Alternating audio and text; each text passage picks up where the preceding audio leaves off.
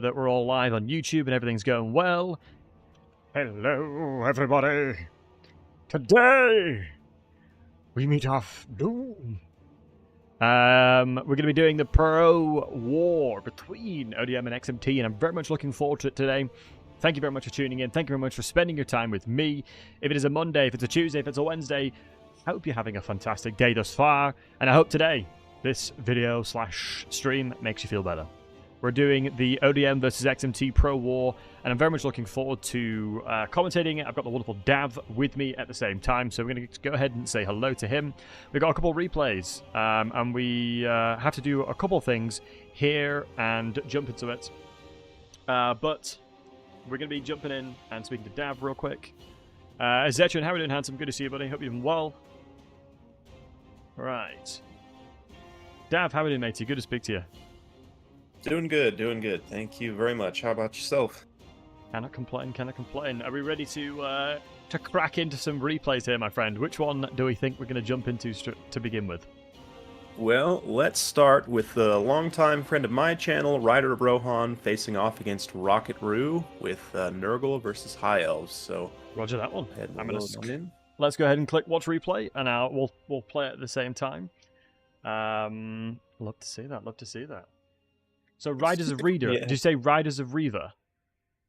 It's Rider of Rohan. Reaver's mark is, you know, is that he's just getting fancy with it, but he's been a long time patron of mine. He's an artist, by the way. Little shout out if you go on Twitter. I actually don't remember his Twitter handle now, or X, I guess now. But let me pause real quick. So yeah, I'm just making sure that I'm in the right one. It's High Elves versus Nurgle, right? Yes. Yep. Double soul grinder situation on Nurgle side. Correct. Yep. Once you get to the 4-second mark, let me know, and we'll simultaneously play these. Yeah, sounds good. I am at the 4-second mark, and I'm ready to go. All right, we'll give it a little 1, 2, 3, and play. So we've got the double soul grinder here. I'll kind of cover Nurgle's side. Double knights, it looks like. Front line of just shielded warriors and a sorcerer, lord of death. Interesting, but very straightforward build. Not too much going on here. You want to cover the high elf side? Yeah, absolutely. We got obviously Techless coming in with the Flock of Doom regrowth. Nice tasty coming with the Star Dragon as well. Oftentimes you see very cheap and cheerful units coming in, but we've got pretty veterancy when it comes to the Sisters of Avalon and the Dragon Princes on the flanks, and Silverhelms and another Dragon Prince on the left side. Very surprised to see, normally in land battles, you know, cheap and cheerful and going very wide is something that's quite good. So what's your thoughts on the double soul grinders in this situation here? The double soul grinders is smart. You can see it's already hitting, dealing damage to the Sisters of Avalon, and the Regiment of Renown also reduces their ammunition count as well. So, apologize if you hear me coughing a little bit. I'm still getting over a cold. Yeah, no worries, man. But part of the thing for Rider Rohan is you need focus to be able to take down elite targets, and there's a specific synergy here where Techless can net things and give them weakness to fire damage, which then gives extra weakness to fire. Well, can get extra weakness to fire from the Talons of Torquilada. Sisters of Avalon, of course, have fire damage as well, so you can burst very quickly with range damage that way. Yeah, absolutely, and we've got the Soul Grinders being attacked by the Archers at this side. I mean, it could be a situation where you're going to pull the Soul Grinders out a bit, because they can definitely be susceptible to all things range, but a ton of damage has already come through. The Chaos Knights of Nurgle is pretty detrimental, especially if the Dragon Prince is getting in there. The Fate of Buna coming down on the Dragon Prince is great as well. Fate of Buna doing damage to them, but, I mean, the Dragon, Techless, and, the Fireborn just collapse those Knights. They straight up all die. Wow, that's very impressive, but a really nice burst engagement from Rider Rohan to just collapse that flank and remove 1500 value pretty much immediately, taking some damage in the process, but I mean, he can definitely heal through that on the Fireborn, so that's not too much of an issue there. And he's also pressuring both the Soul Grinders away, so they're not able to contribute much in melee here. Your screen block is still on, by the way. Oh, I'm a pro at this, I promise. Yeah, sorry, Ryan, thank you for telling me. Someone in my chat just told me. The thing that surprises me the most is that on the Nurgle side, they went a Death Mage. They've got very expensive Soul Grinders, but they haven't gone with healing, which is very surprising to me. Normally when you go double Soul Grinder, you almost guarantee that you're picking up Nurgle magic, so it's interesting to see the Death Mage coming to kill those elite inventories alongside having single target damage. We've gone very wide with the Chaos Warriors holding the line against the Spearmen, but I think the scary thing in regards to this one is the High Elf Archers in the backline are still firing away. No one really contesting them. The Dragon can start pulling down the weight of the Soul Grinders on the backlines here. I'm very scared for the Soul Grinders right now.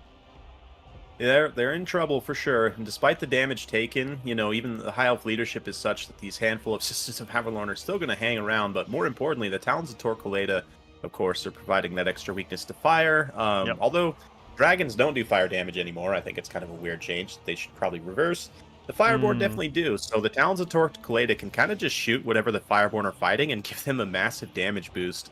But definitely, I mean, the builds being as they are, the High Elves were able to win a decisive mobility advantage pretty easily, which means really the only threat to the archers is the Soul Grinders, which, as mentioned, are being very well managed right now. Yeah. I mean, the Star Dragon coming through, but the regrowth on the Dragon Princes, very limited entities have been lost on the Dragon Fireborn side, so they're just going to be completely uncontested here, especially because I don't believe Nurgle has any kind of fire damage as is to contest that. So yeah, a lot of pressure coming down on the Nurgle side, and the High Elf players play definitely to the victory conditions of ensuring shutting down the Soul Grinders where possible. I mean, Ryder Rohan is the High Elf main of High Elf mains. He's probably one of the best High Elf players out right now. He's definitely the most experienced, I would say. And he's also well known for bringing like Swordmasters and also the Fireborn now, especially since they're so good. So I kind of understand sort of metagaming, sort of playing to the player, right? Knowing that Ryder Rohan has a reputation of bringing Swordmasters, which definitely could have hurt this build quite a bit. It makes sense to me to a degree to see Lore of Death, but I don't know. I think healing is just so strong. I'd probably go with Lore of Nurgle, but there you go. GG's on the High Elf side. Yeah, it was interesting decision-making in relation to the death magic for sure. I can see the need for it, especially against elite infantry, but it's one of those classic cases when you go exceptionally high-cost units, you've got to be really careful not to, you know, put them in positions where you can't utilize the fact that they are significantly more powerful than everything else. But that goes 1 to XMT. Yeah, 1 for XMT, and I mean, value-wise for the High Elves, definitely the Cavalry and the Star Dragon, no surprises there. Absolutely. We're able to get a lot of value. The Talons of Torquelada also contributed value and support, which is nice to see.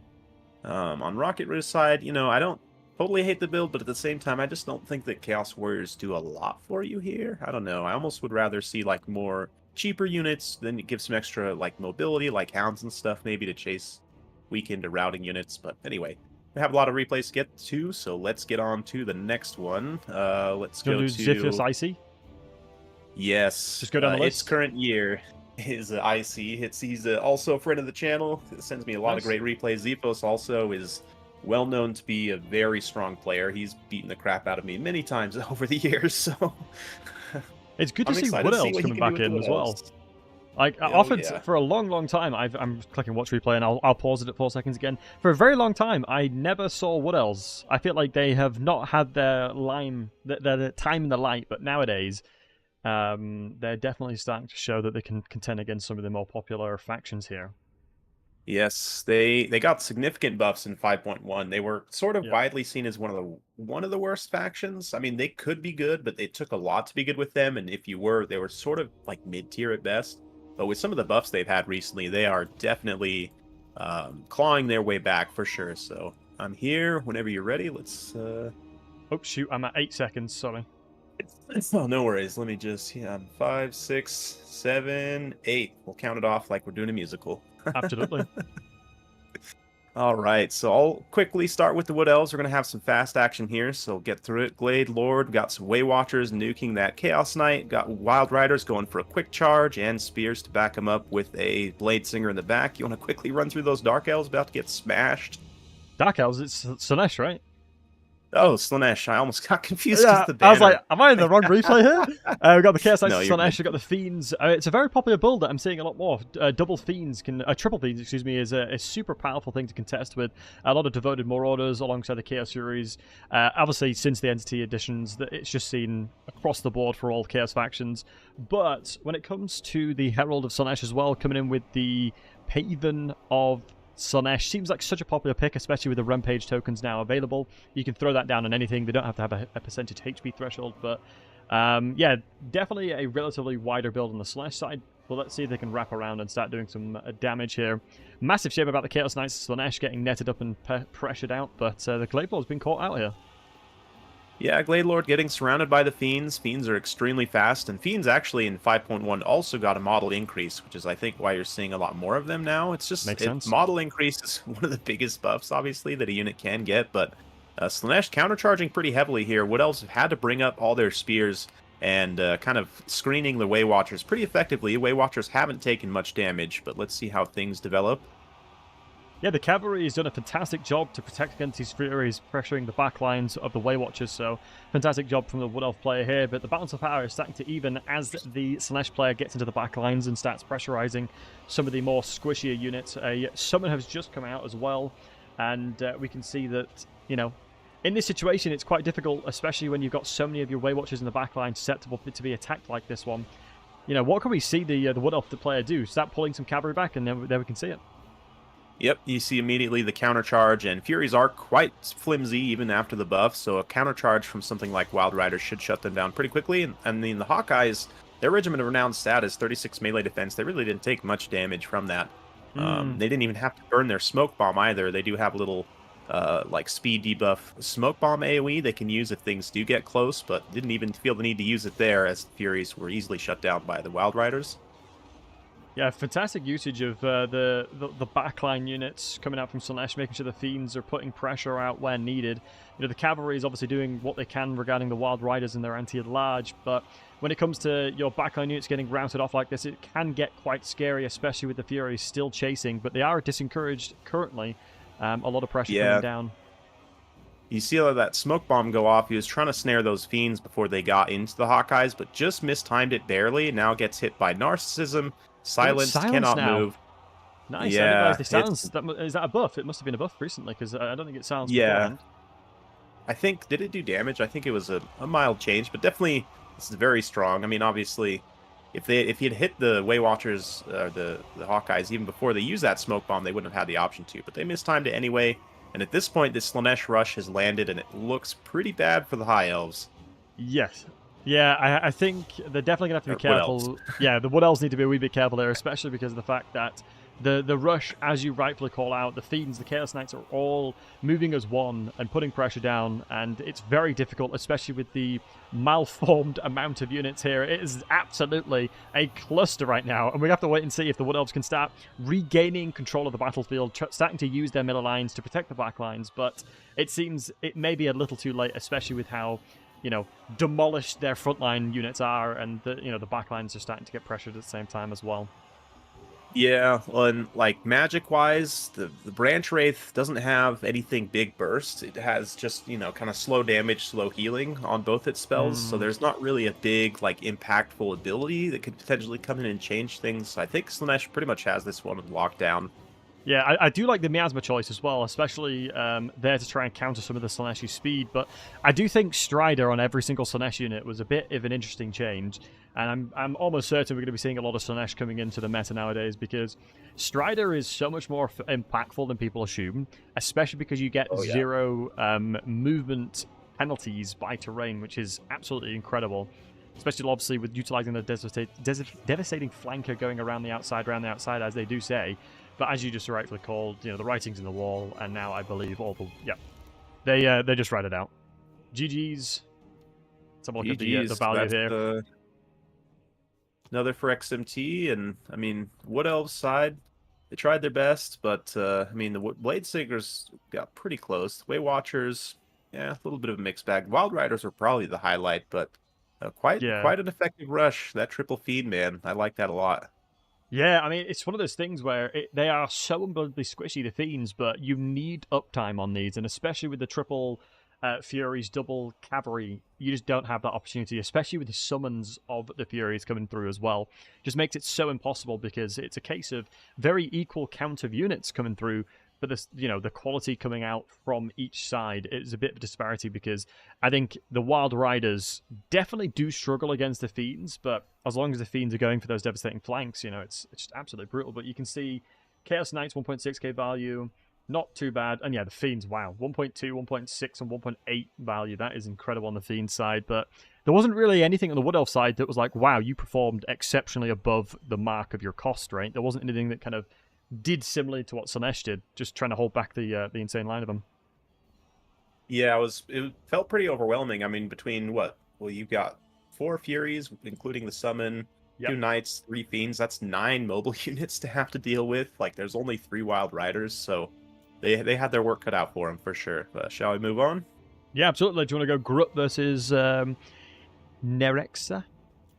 Yeah, so we'll start it on our first domination game for the day. Let me make sure I Ooh, love update the that. scoreboard. Another score for XMT. So we're currently 2-0. See Indeed. if ODM can get some back. Yeah, let's see. Would you say ODM is more of an experienced domination team or more land battles? What would you say their expertise was in? To be honest, they're pretty well balanced. I see Okay. names from ODM players on all tournaments, whether domination, land battles. They seem to be very, very prolific. Same for XMT, honestly. But let me pause as I get to the 4-second mark here. Yeah, I'm We've just got loading in right now. Greenskins versus Wood We've got Elves. Sigurd. I've seen Sigurd play before. This would be interesting to see. It's smoking time, boys. I remember I was playing against Anticity recently, and he was playing Wood Elves, and I was playing. It's actually a mirror match. It was a land battle. I was playing the Greenskins, and I went all cavalry. And yeah, he had a very hard time sustaining just nothing but mobility. So, do you want me to jump in with the Gobos here? Yeah, go Right. ahead. Okay, so we got some Orc Boy Biggins. Fun fact about the Biggins, anything with big in the name for an inventory for the Greenskins has anti-large. Tons of Biggins coming through alongside the Savage Orc Arrow Boys and Arrow Boys. Orc Shaman coming through with the Fist of Gork and Edbutt. Love the Fist of Gork, especially with the massive amplifications of damage coming out there. And especially with the magical attacks, potentially if they do have the RRR, Wild Riders definitely can pack a punch there. But overall, a really solid roster. Hammer of Gork as well. Love the Goblin Rock Lobbers, especially with the Blinded. Can really pack a punch against these single entities. But do you want to jump in with Wood Elves? Yeah, let's see. Wood Elves already getting forward here with the Dryads. They've got some Swift Shiver Shards, a little bit overtuned right now. They kind of overbuffed the range on them a little bit, but that's okay. They'll probably get nerfed in the next patch. Got a bunch of Eternal Guards here. Dryads, a great unit to have on reinforcements because of Vanguard and their fast speed. We see another one coming out already. Glade Lord, Male Glade Lord up on the Dragon. What's your time? What was that? What's your time right now, I'm at 105. Oh, I'm at 25. So do you play it when you're just introing them? Yes, I do. Right. Oh, I didn't realize you. Normally, what I do, like for me, normally I pause it and then intro them. But yeah, that's fine. Sorry, I'm almost a minute behind you. I'll catch up to where if you pause it, I'll catch up to where you are. I'm on 45 seconds right now. 107. Okay, I'll catch to 107. In fairness, that's my bad because in Domination, especially, it takes bloody ages to get to the point anyway. So it would probably be a better idea for me to let it play along.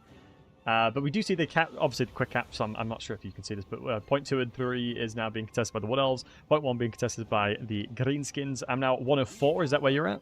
Did you say? Yep. 107. So I'll start right about now. Should be right on the money. Yeah, they've got sounds good. Got those caps contested. That's one advantage of Wood Elves is they've got a lot of Vanguard, a lot of fast units. They can get on those objectives very quickly.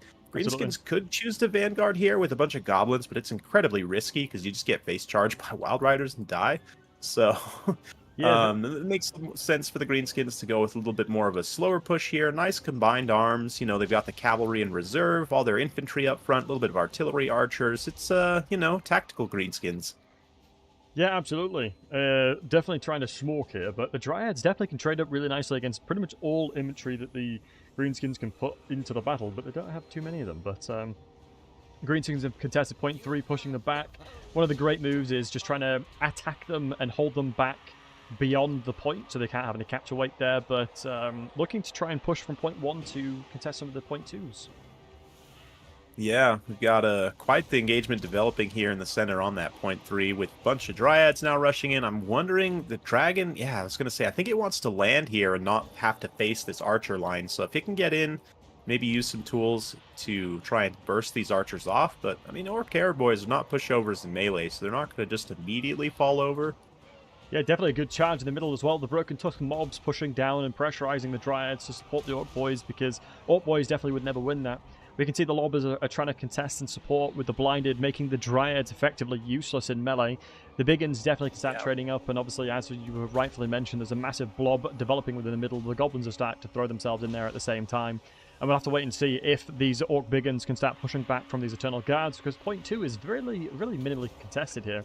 And I'm a little bit nervous for the Wood Elf side, especially just due to the sheer amount of mass coming from the Greenskin side. And now with the front line of the Dryads dropping, the Archers are in a lot of trouble, and they'll have to start retreating and then start moving towards potentially point 2 and reconforming their units here. Yeah, big Waaagh being popped now as well. There's still quite a few units engaged in melee, so that will help. And that blinded debuff, you see how decisively. I mean, Orc Biggins will always win against Dryads, but I mean, it was just extremely one-sided due to that blinded debuff. Of course, the extra damage. One melee defense of the Dryads with blinded. It is crazy. I mean, I think the maximum percentage chance of hitting something is 92%, so they weren't anywhere near that, but definitely had a really, really good chance of hitting there. Glaivelord trying to skirmish around, shut down some of these arrow boys, which makes perfect sense, but you got to be a little bit careful, especially if they get bogged up, because we have things like the fermented fungi to drop the rampage down, but currently there's nothing really that can contest that, because the Orc boys and the ROR of the Orc boys aren't really in a position to cycle charge this one. Definitely can look to do a lot of damage to this Glaivelord, but it looks like, you know, it's just going to be a case of can we shut down their backline units, summoning out some of these Goblin Wolf Riders especially to try and contest that. So we'll have to wait and see how that transpires, but it looks like a lot of the Archers are in a little bit of trouble, especially with the blinded coming down. Yeah, they're definitely the Orc Biggins, those Wolf Riders were able to break through. The Glade Riders respond, and they definitely more superior, should be able to beat the Wolf Riders, but it depends. If the Biggins leadership holds up, they will be able to obviously help, but it looks like they are going to rout there. But in the back line here, I'm surprised. I mean, I guess the Orcs have enough tools to respond, but the Night Goblin Warboss is so squishy. I mean, obviously Lord Sniping is not as impactful in Domination, because they can get resummoned, especially a Lord that cheap, but I'd like to see the Wood Elf player maybe try and go for it, or else snipe this caster with the dragon. Just try and terrify away and get rid of one of these characters, because they both have very powerful abilities. Yeah, absolutely. I couldn't agree more. But it's one of those things where I'm actually really liking what the Wood Elf has brought here. So one thing to comment on the Flesh to Stone, getting that 60% physical resistance, because you know that Greenskins don't really have too many options for the magical attacks outside of the Edbutt, I believe it's called. Pressure coming down on the Glaivelord, especially in the middle, and the Goblin Wolf Riders and Savage Orc boys are doing what they can. A lot of weakened infantry in the backlines of the Greenskins that I'd like to see resummoned, because it's not really going to do much. We can see that there's obviously a really large gap in gold value currently, but obviously one of the things that you've got to remember is value to healing never is calculated within that gold value. It's just, if I'm smoking, I'm smoking, and that's outside of that, you can't really see it. That's why things like Nurgle and things like that often are deceptive with the gold value. The Fermented Fungi is coming down on the Glaivelord, and they're going to try and pressurize them, especially with the Rampage here. Nice damage coming through, but very limited anti-large on this side. Yeah, and the Archers are having a hard time. They're firing through the trees here, these Savage Orc Arrow boys. And Mangy Marauders also, they're not getting the best contact because they're firing through the trees. A lot of their arrows are not hitting the dragon there, so not going to say it's completely wasted Fermented Fungi, but it could have been a little bit better if he had cleaner firing lanes. But looks like the Wood Elves keeping up the pressure now. They are going to have to start, like you said, resummoning, unsummoning units, and trying to kind of regain some value here so that they don't get overwhelmed. But right now they're pushing the Greenskins back into their spawn pretty effectively. Yeah, and that's why the reason, you know, gold value is so deceptive. And you can see that the Glaive Riders of Spears have been caught out massively here. You know, the Biggins and Orc Boys will absolutely make them mincemeat, but we can see that a lot of the cavalry is still regaining the value, almost full ammunition utilized. And 871 gold value is not terrible, not amazing, but we can definitely see that we've got a cheeky little cap on point 2. I don't believe the Wood Elf player has seen there's a couple of these Goblin Wolf Riders trying to ninja cap this one on the back line. Definitely is going to be super impactful if that comes through. Never mind, they just got routed. That's unfortunate. Yeah. The Glaivelord has done a fantastic job. Shiver Shards.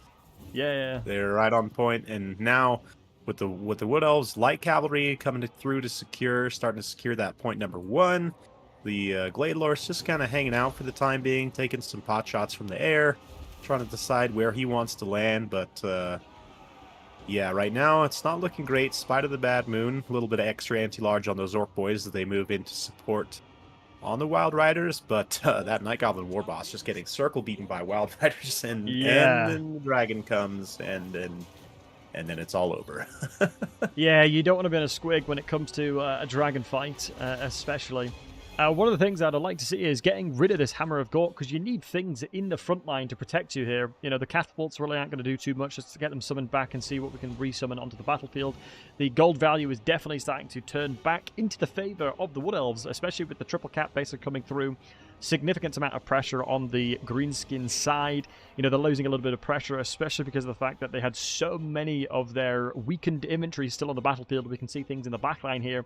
On the Wood Elf side is still very much weakened. Blade Riders' spears can start absolutely mulching these apart. And we have so much weakened infantry on the Wood Elf side as well, but it's one of those things where when you've got the pressure, keep pushing it.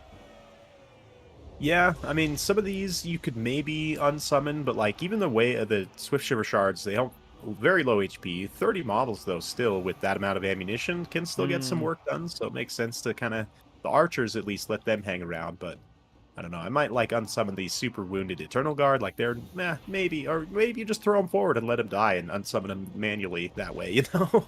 Yeah. I mean, it's definitely an effective strategy when it comes to just throwing them in there. We can see the Savage Rock Boys have now been attacked on the infantry side of things. The Wild Hunters have come through, done a fantastic job of mowing and mopping up some of the infantries here, getting rid of the fungi that is the greenskins off this map, because nobody likes fungi when it comes to in and around your household. You've got to get rid of that with bleach or whatnot. And you can see that the Shaman is still alive, still kicking with some Ed-Butts here, trying to clear out, because typically speaking, Wood Elves don't really have a ton of armor, so it was a decent pick there. But we can see the Dryads protecting the likes of the Swift Shiver Shards, excuse me. And you are right in relation to the buffs that they received. Some of the Wood Elf stuff got a lot more range, especially with the armor piercing that they have available to them. And wow, Rating is in the wall. That is another victory for XMT. Yeah.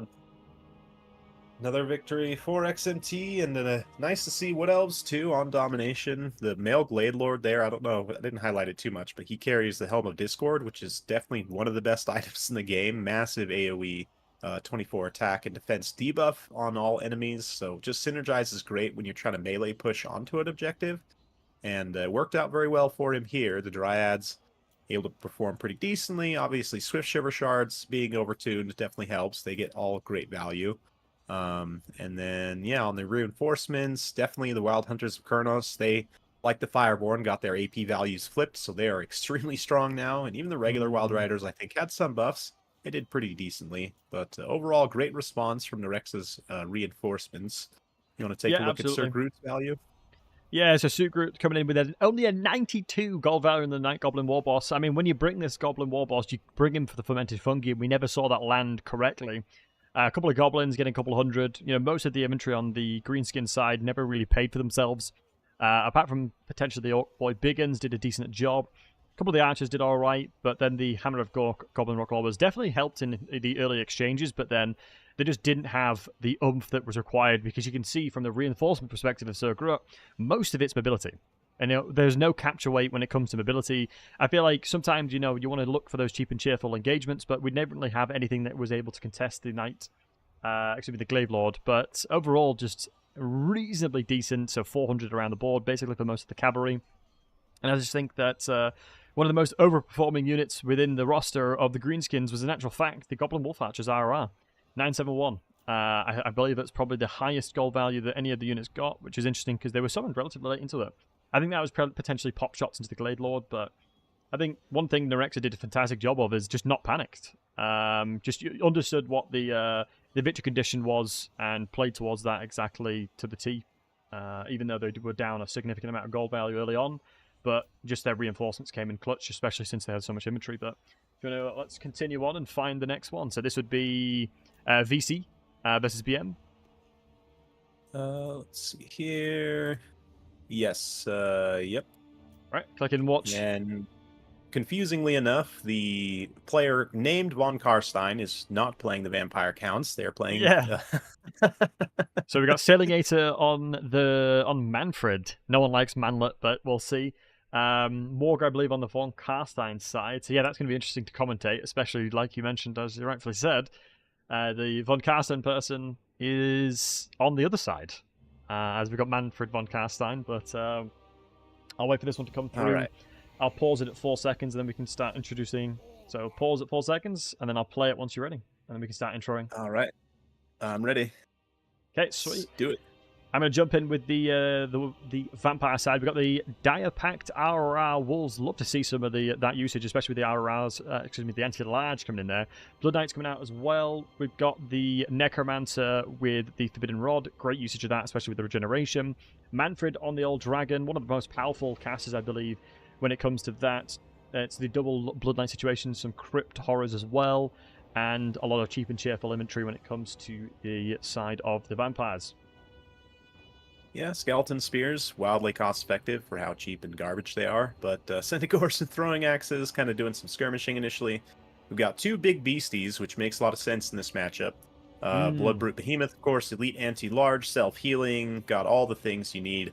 Incarnate of Elemental Beasts, also pretty decent combatant, has the AoE Drain to help kind of combat some of the passive healing effects of the vampire counts.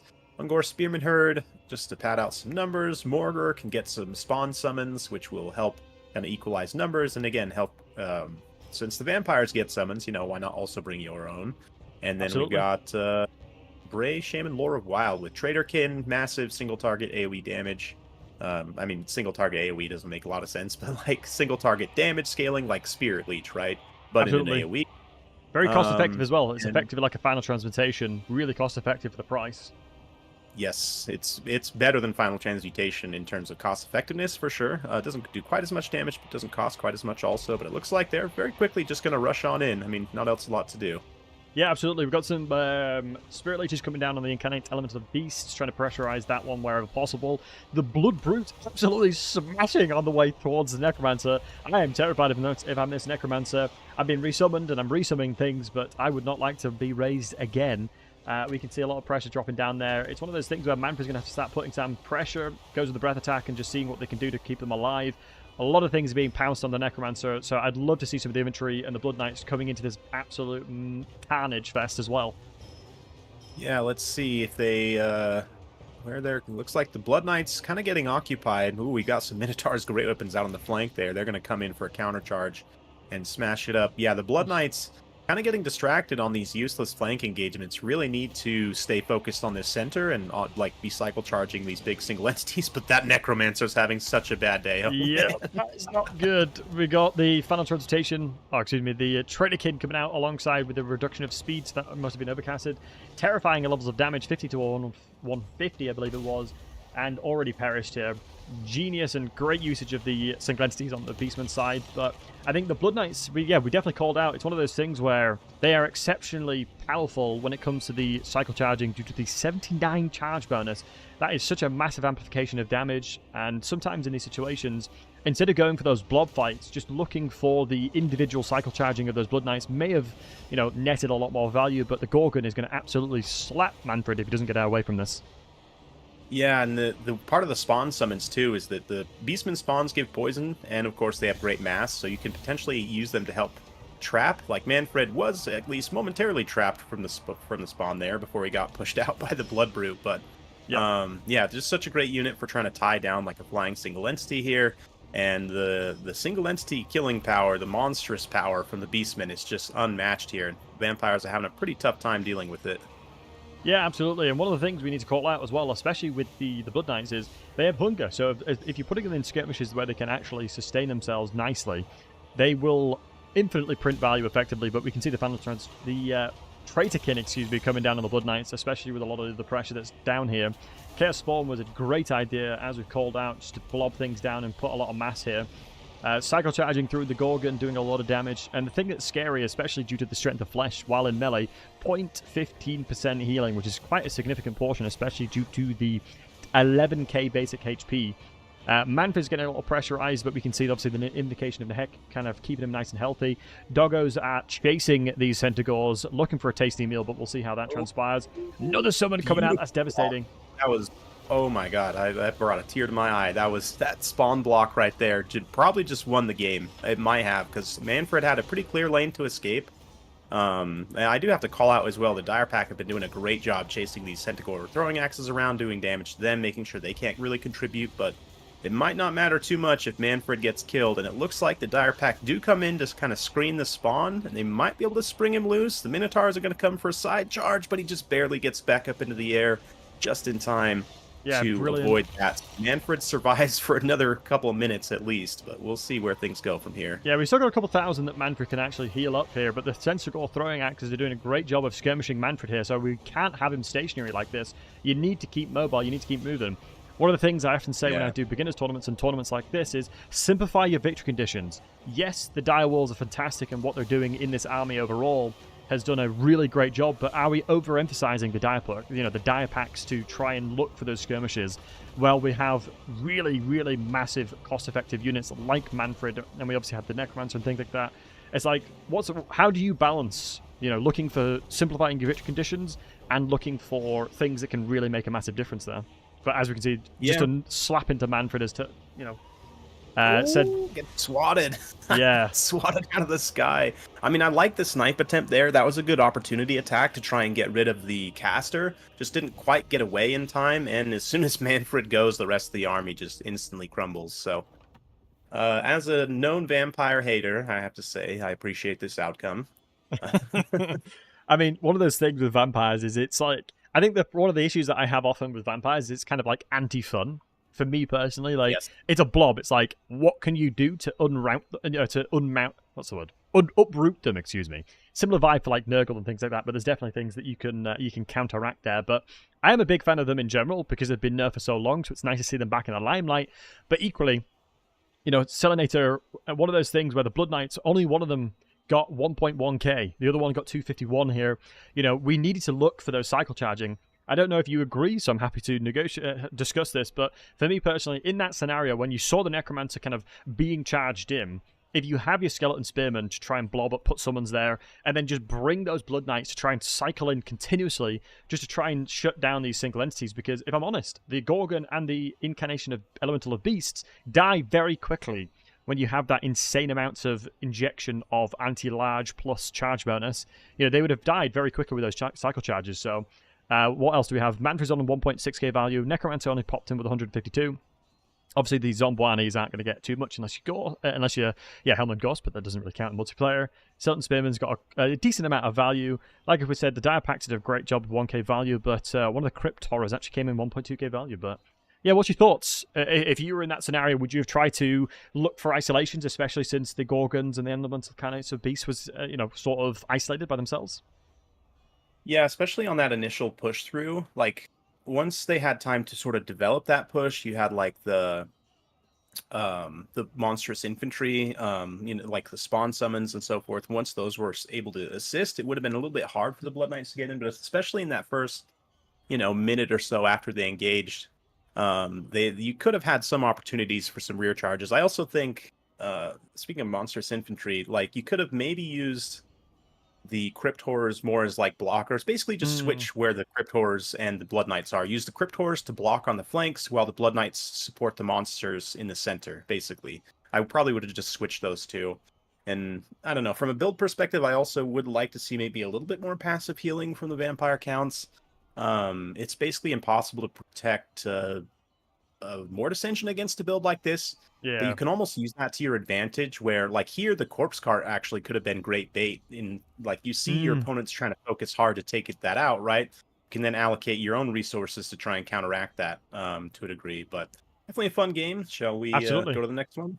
Yeah, I just wanted to call out that the Gorgon had 3.3k value and the Incarnate Elemental Beast had 1.9k, alongside the Mage having 2.1k. So incredible usage of the elite, per se, inventory slash anti-large chest that was coming out there. But we've got the SL versus Nor. This is Slaanesh versus Norska. Yep. Loopy, longtime friend of the channel, is in chat here today also. Loopy, he's going to be playing Slaanesh, yes. Nice. Love my boy Loopy. Let's see. Very similar build. Triple Fiends, Chaos Knights, Furies that we often are seeing. But Nakari often isn't picked because of how expensive Nakari is. But I suppose fantastic option if we're going against Throg. Can look for those isolations. And also if Wolfric puts himself on a mount of some description too. Yeah, the biggest thing to avoid here, as I pause it 4 seconds, is just to avoid those Hunter Javelins, because they will shred Nakari in seconds. So you gotta, but you definitely have the speed to avoid, as long as you can stay on top of your micro. Do you want to count us in and then we'll intro them?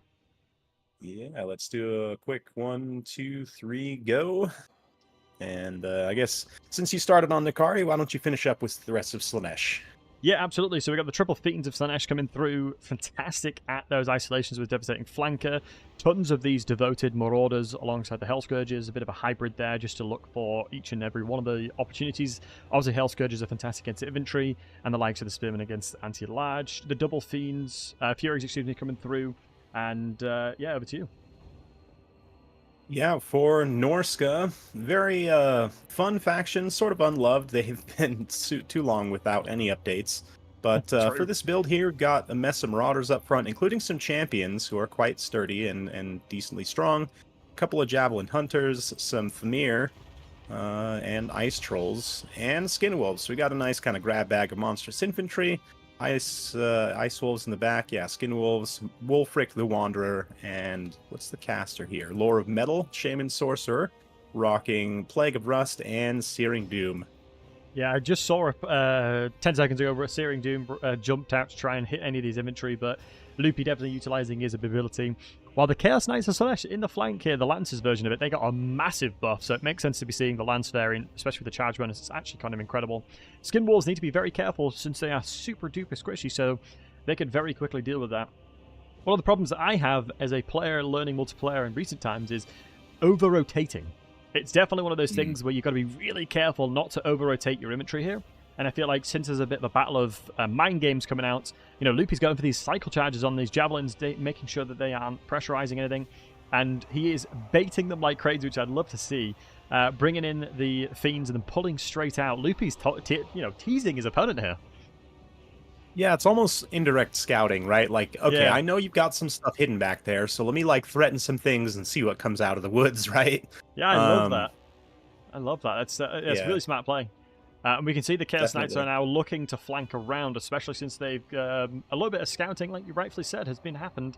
So now let's see what the Chaos Knights can see. Obviously, a couple of targets like the Ice Wolves, for example, definitely could be mulched up very quickly, but you've got to be careful, especially because the Frostbite, that would slow you down significantly.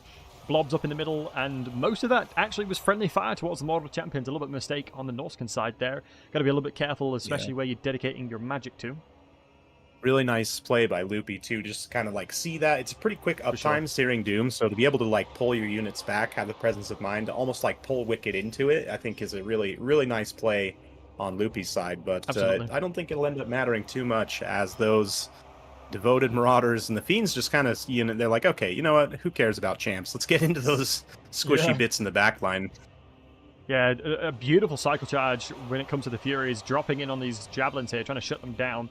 The Lances are now here to save the day, so the Furies and the Skin Wolves and Marauder Champions are absolutely devastated with a beautiful charge there. Fun fact, collision damage can do up to 70 damage, and 70% of it is AP, so a lot of the Marauder Champions took a bit of an L there. You know, the Spearmen are coming through to try and join this absolute cluster of a fight that's going on in the middle here. Tons of units are starting to rout. The Fiends are still holding on, which is surprising due to their stat line. Spears are coming through as well, and the Fiends are trying to rout the things on the right-hand side with magic coming down on top of their heads as well. Yeah, you can see the one Marauder was routed in all that big mess, big massive scrum, and I don't even know what happened to the other one. Also getting routed here, just getting wrecked by those Lance Knights. So from sort of a win condition perspective, right, in land battles, oftentimes the win condition is specific units. And here, you know, for Nakari to stay alive and operate successfully, the Javelins are by far the most threatening target, so to just get rid of them immediately out from the outset definitely makes a lot of sense. We see now Narcissism being used on the Skin Wolf that was kind of responding and threatening Nakari. Is now going to get crushed on the charge by some Lance Knights. Sephiric Musk alongside the Willing Prey as well. Basically 0-0 stat line, by the way.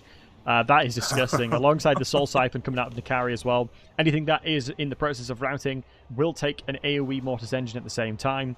You know, the Metal Mage is trying their best to throw out spells where possible, but the flanking charge of the Chaos Furies alongside the Chaos Spawn, the Fiends of Slanesh is doing a fantastic job shutting down these Ice Walls, and the Skin Walls on the side here. Definitely once they start getting more active, they can look for the other engagements here. Beautiful cycle charging coming from Loopy. Definitely utilizing the speed and the patience that is required when playing a faction as squishy as Slanesh. Definitely. And using sort of the new tools to best effect, right? These Fiends here Just doing a great job supporting, you know, their damage, their speed, especially when they're saturated in with infantry like this. You think about, you've got poison and soporific musk, so basically just enemy units all around are just gonna be worse fighting, right? And it's a really nice combination. I've been seeing a lot recently, actually, of people like stacking contact effects, right? Like for vampire counts, right? You take an ethereal unit plus like a ghoul type unit, so you get poison and frostbite for like minus 45% speed passively. It's absolutely nuts. But yeah, the little Hunter of Champions here on Nakari before he charges on in. Not going to matter too much as Wulfric is being circle beaten by Fiends. Yeah, 1,000 weapon strength, by the way, when the Witsealer sword comes through. Makes perfect sense as to why that was picked, especially because of the fact that, you know, the isolation of that Nakari can do, especially with the speed, is pretty damn insane. Oftentimes, you know, I was surprised that Wulfric was the flavor of the month here. Would you think Throg would have been better, especially because of the cost, potential cost effectiveness that Throg can be? But GG's. I think, honestly, Wulfric on a Mammoth would have probably been the best. Even with the build Slaanesh had here, like Slaanesh generally doesn't have great tools for dealing with big, nasty single entities. So I actually think, and I know this because I had talked to Wicked about it, actually. This is the one game I had sort of talked to someone about, but he also admitted, and I think Loopy admitted as well, that like, yeah, like double Mammoth, like single entity spam could have given this build some problems, and it probably would have been Wicked's best chance to win. But yeah, like Wulfric on the Mammoth with maybe the Warshrine Mammoth for physical resistance and leadership as well, right? In the AoE. Leadership, yes, would have been very impactful. Yeah, I mean, let me just jump in for the Slaanesh's side. Nakari came in with 1,100 gold value. So definitely not paying for themselves. The reverted Marauders coming in with about between 100 and 400 gold value there. Chaos Knights Slaanesh, especially with their recent buffs, performing exceptionally well with 2.1k gold value. The Furies coming in with about the cost that they are. But then it's one of those things where their entire job is to shut down any of the Javelins, as we rightfully called out to begin with. Fiends coming in with 1.6k, 1.3, and 1.4k value. Yeah, these Fiends are unbelievably terrifying. The thing that surprised me the most on the Norscan side is there's no skirmish cavalry to try and play the skirmish game against the likes of the Slaanesh units. I don't know how well Marauder Horsemen, especially the Horse Masters, I mean, I would imagine they would cause a lot of pressure for Furies without them being able to do much, but if you want to jump in with the Norsca? Yeah, Norsca, I mean, looking across the values here, most things are under what you would want. I mean, the Marauder Spearmen, and even getting crushed as they were, the Javelins, still pretty much able to pay for themselves. It just goes to show how strong of units they are. But yeah, I don't know. Maybe single entity spam or maybe missile spam also. Like you said, like going with like 6 missile cavalry plus like 4 javelin infantry, and then you just have a bunch of roadblocks scattered around basically to try and slow things down as they get skirmished down. I mean, hindsight 2020 would have worked probably against this build, but obviously, yeah, there are other Slaanesh builds. If they go with, you know, mass light cavalry of their own, could punish you pretty hard for that. So, it's a little bit of a mind game for sure. Yeah, it's one of those things where hindsight, as you correctly call out, is 2020, and you can never predict as to what units are going to be coming through. Because obviously we're commentating and we're judging when we've seen the armies, so it's easy for us to say, oh, this would be good, this would be good. But it's mind games between these two players, especially because they don't know what each other are bringing. So it looks like we've got Gentle Rat versus Pog. We've got the Chort versus Zinch. I'm going to watch this replay and jump into it. So we got the Gentle Rat versus Juicy Wang. Interesting name from the Zinchian side. Absolutely gorgeous. It seems like such a common thing for the Chorts, especially to go super cheap and cheerful when it comes to the laborers and all that kind of stuff. And then you got the triple blunderbuss, triple fireglaves. I think that's a Iron Demon. We'll have to see when we jump in. Yeah. I'll pause when I'm in at 4 seconds in a second. So, yeah, 4 seconds. Same. Let's go ahead and 1, 2, 3, go. Absolutely. And jump in for the Zinch if you want, because I've just talked about Chorts. Yeah, Centaurs of Zinch out on the flanks. We've got some Zangors. They're trying to hide in the woods, but I don't know if they're actually hidden. Doesn't look like Centaurs over there. The Metal Sorcerer. We've got Shrieking Sky Rays, the Regiment of Renown, Lord of Change. Very interesting. The Golden Griffin of Thurgy. He's not a griffin. He just calls himself that. Exalted Hero of Zinch. And a Chaos Lord of Zinch. We've got some Marauders there. So, yeah, the Tzeentch's deployment is very interesting, very unorthodox. He's spread all over the place. My guess is we're going to be looking for some... does he have a caster? Oh, yeah, it's over here. Lower metal caster. I was like, hang on. If Tzeentch didn't bring a caster, that's actually insane. Yeah, absolutely. But, yeah, I guess just going to be trying to maybe kite with some spells here, trying to do some skirmish. It's almost like Tzeentchian Beastmen in many ways, just, you know, obviously with the Centaurs, but also in sort of deployment and usage, it seems like they're going to be playing a very unorthodox, kind of uneven style. Yeah, great punish for the Searing Doom there, especially since the Chaos Dwarf player is trying to over-rotate a little bit to try and accommodate for what's here. One of the biggest tips you can do is you can actually see how many units the opposition has. You know, when you hover over the balance of power alongside, sometimes it tells you, you know, what they've actually deployed in the battle itself. So you know that you're not against a super, super wide Tzeentchian build, so always try and avoid over-rotating your units, especially since your backline is so expensive, because the Tzeentchian player can just go for some insane skirmishing when it comes to the likes of the Searing Dooms into your backline expensive units. You know, the Iron Demon, there's not really much that can really pressurize the Iron Demon, so as long as it can keep mobile and nothing can shut it down, should be really, really nice there. Beautiful punish of these Screamers of Tzeentch. My goodness, great turnaround with the Blunderbusses and the Fireglaives, just absolutely annihilating this unit, crumbling, already destroyed. That's about 1,000 gold value, absolutely thrown out. And alongside the, oh my goodness, the Chaos Sorcerer of Tzeentch coming absolutely slapped as well. It's one of those things where the Tzeentchian player is playing very, very much disjointed between all the units, and these range units are putting in absolute goddamn work. Yes, they are. They are getting some serious damage done, and I mean, of course, the Fireglaives with their bayonets are anti-large in melee, so even charging into them is not necessarily going to help. But yeah, the follow-up from the Centaurs is just a little bit behind, and there's not a lot of volume of follow-up either in terms of like Furies or anything else. Like, although the Golden Griffin pick is very cool, we see him dueling in the air against the Sorcerer Prophet of Fire. I think it would be better to just have numbers of stuff that can tie down those 100%. Ranged units and sort of execute a rush all together at the same time. So now the Centaurs are actually breaking through this line, but I think the Short player definitely needs to start pulling back. They've got tons of laborers to protect them here. And obviously a lot of these backline units are getting punished. But in this situation, pull the Lord back and start getting active in these fights here. Throw down some spells, throw down some things that can put some pressure down. And we can see that obviously the Blunderbusses are going to be starting shooting the Chaos Lord. The second this Chaos Lord goes down, obviously the leadership across the board is going to be impacted. But we can see that there's so many units in the backline here for the Chorf player that it's so difficult to know where to charge and where to put your units. Zangors have actually pulled through across from the forest, definitely coming out, being nice and scary, actually getting active in this fight. Were definitely blobbed up in a fight that they didn't want to take, because a couple of Hobgoblins and Laborers were able to shut them down and keep them from entering the battlefield. But a great Searing Doom in the middle of the map here. Yeah, and it's yeah, those Centaurs, I mean, they ran in, and like I said, the bayonets plus like the turning to focus fire by the Chaos Dwarf player here, they were able to push back that mobility push fairly decisively, and it's going to be a quick victory for the Chaos Dwarfs. Yeah, really smart play for the Chorf player, not over-rotating, not panicking too much, knowing how many units are against, and just basically putting himself in a situation where, if you come anywhere near me, matey, I'm going to shoot you until you perish. And perish they did. A lot of the units from the Tzeentchian side took a lot of damage prior to being able to be engaged. The Centaurs and the Zangors weren't able to protect them, and exceptionally powerful and costful units weren't able to get into the backlines and be active when they needed. But yeah, unbelievably good play by the Chorf player. Loved the fact that they went triple Blunderbuss, triple Fireglaze, because any of those units getting the moment of uptime will absolutely dominate. And dominate they did. So Fireglaze coming in 1.3k gold value, 1.3k on two of them. Fantastic paying for themselves. Fireglaze 848 on one of them. Blunderbuss 2.2k, and you can tell 100% that's the one that shot the Lord. 700 and 400.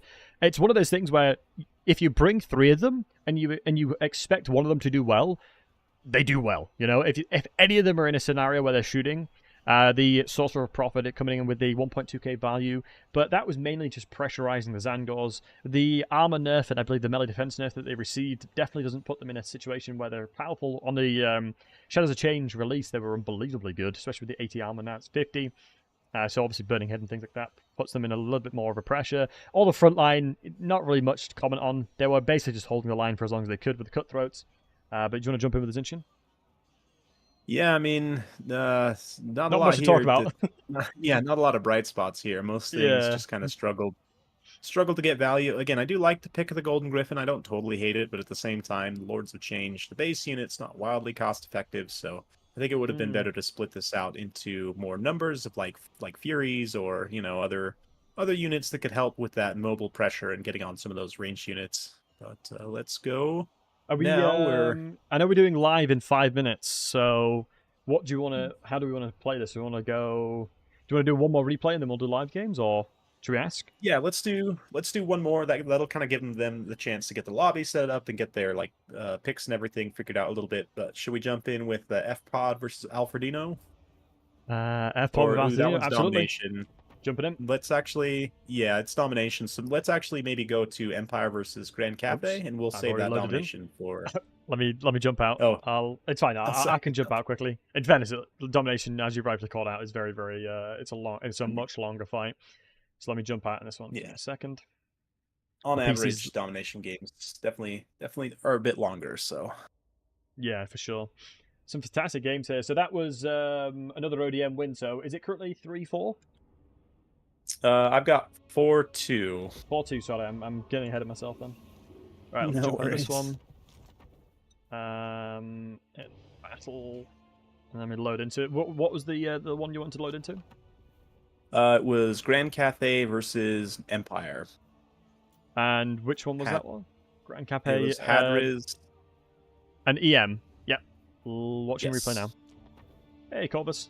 Hey, guys. Also, hope you guys are enjoying these games. Some of them are really hype. The Twitch side ads are going to be kicking in about 3 minutes and 30 seconds. Just get rid of pre-roll ads. Much love for y'all. Yeah. Right. Very interesting competition coming out of the Empire side. My goodness, it's so common to see Steam Tank plus Jade Wizard here. It's almost comical at this point, especially just because of the fact that it's so unbelievably good to keep these guys alive. There's not really a crazy amount of things on the Cathayan side that can put pressure down here. I'm going to pause in at 4 seconds, and then you can jump it count us in. Right, let's give it a 1, 2, 3, go. Yeah, Beautiful. The Steam Tank, I mean, it's just a menace to society right now. There's not a lot of units in the game that are really good at killing it, besides like shooting in the back with armor-piercing missiles. But yeah, I'm getting a little bit ahead. Why don't you finish up with the rest of the Empire build here? Yeah, absolutely. Triple Pistoliers, it looks like, coming from this side, as long as it's at the triple Empire Knights. So it looks like a lot of relatively skirmishy units coming through. But we've got Karl Franz coming with the Deathclaw, with the Blood Raw. Super nice alongside Galmaraz. So if Miao Ying especially transforms into the dragon, Karl Franz definitely has the answer. Pistoliers can start getting active over here. We've got the Spearman, Swordsman, and that rounds it up. Over to you. Yeah, Cathay getting involved already. Miao Ying charging in. We've got the Jolly Green Guardian. Looks like Righteous Lances of Wei Jin, some Onyx Crowmen up in the sky also. A bunch of halberds, regular sword Jade Warriors, some Peasant Archers for Missile and Harmony. And the Empire going to be rushing straight on in. The Steam Tank, let's see the angle it approaches to attack here. Looking like it's going for a nasty side charge. Ooh, that cannon shot right down the line, too, of those Jade Warriors as it charges into the side there. Beautiful, beautiful engagement, perfectly angled. Yeah, Karl gets engaged by... Yeah, the Empire Knights coming around the outside, trying to put pressure on these Peasant Archers. Definitely the Cathayan player needs to react and make sure that doesn't happen. Lots of damage coming through. Steam Tank just absolutely mowing through. The Green Sentinel is taking a significant portion of damage. It's getting double teamed by the Celestial Lion, but Franz is holding fast, especially with the healing coming through his way. Just Regrowth is coming out from the Jade Wizard, which makes perfect sense. Just to keep them active, keep the vigor there. Pistoliers being super annoying. Especially if they're shooting away from the 55-meter range, they will not. The projectiles won't reflect, so they need to make sure that they're actually shooting at range. And anytime you're skirmishing like this, you want to make sure that you're re-targeting things. Tons of damage from the Sterling's Revenge. Beautiful armor-piercing damage there. And the Onyx Crowman is starting to chase down potentially the Jade Wizard here. Nope, looks like Karl Franz. Yeah, you can see the Green Giant, honestly, obviously is not fast enough to pressure the Pistoliers. Could run at the Sterling's Revenge and probably would be fast enough to get, close enough that it could reflect their shots. But now, maybe a little bit of a micro slip by the Empire player here, letting the Jolly Green Giant get in range for those Pistoliers. You can see he does shut off that fire at will pretty quickly, though, so they're not reflecting their damage back onto their faces. But yeah, that Green Giant getting a little bit of healing to sustain is going to stay in the fight a little bit longer, but let's see how long he can hold up. That Sterling's Revenge got a mean beat on him right now. Yeah, absolutely. It's a little bit one of those scary moments because Miao Ying's got Earthblood, and in the isolations like this, Karl Franz is perfect with Gal Miraz there. Super scary for that to come through.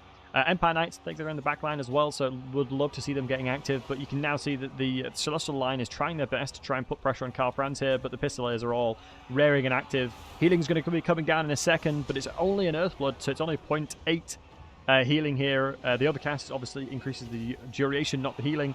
Steam Tank just absolutely mowing through the inventory here. There's not much they can do to kind of keep them down, but the Celestial line trying to trade blows with Karl Franz right now.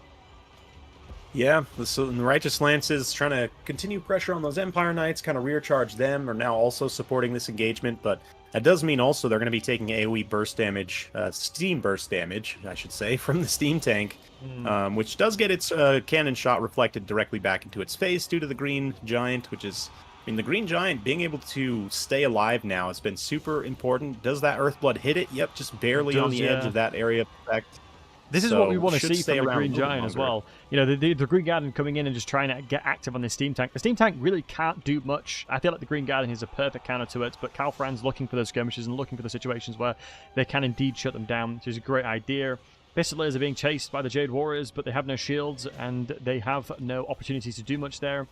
Now we've got the great longer riders coming along with the Celestial line as well. Karl Franz obviously in a bit of a pickle, so he decides to just dive straight in there. Surrounded by Jade Warriors, so I'm not sure if that's the right decision making from the Empire side, because we're going to need support regarding the Regrowths, but I mean the Jade Wizard is literally right there, so I'm not too worried, especially since that the Regrowths can come through.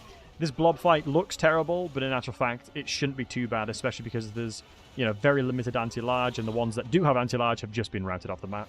Or have just been routed off the skirmish site. We can see the Pistoliers coming around, just skirmishing all the miscellaneous Jade Warriors and Halberds and things like that are there, so not really too much scariness, and the Empire Knights coming through with a huge charge.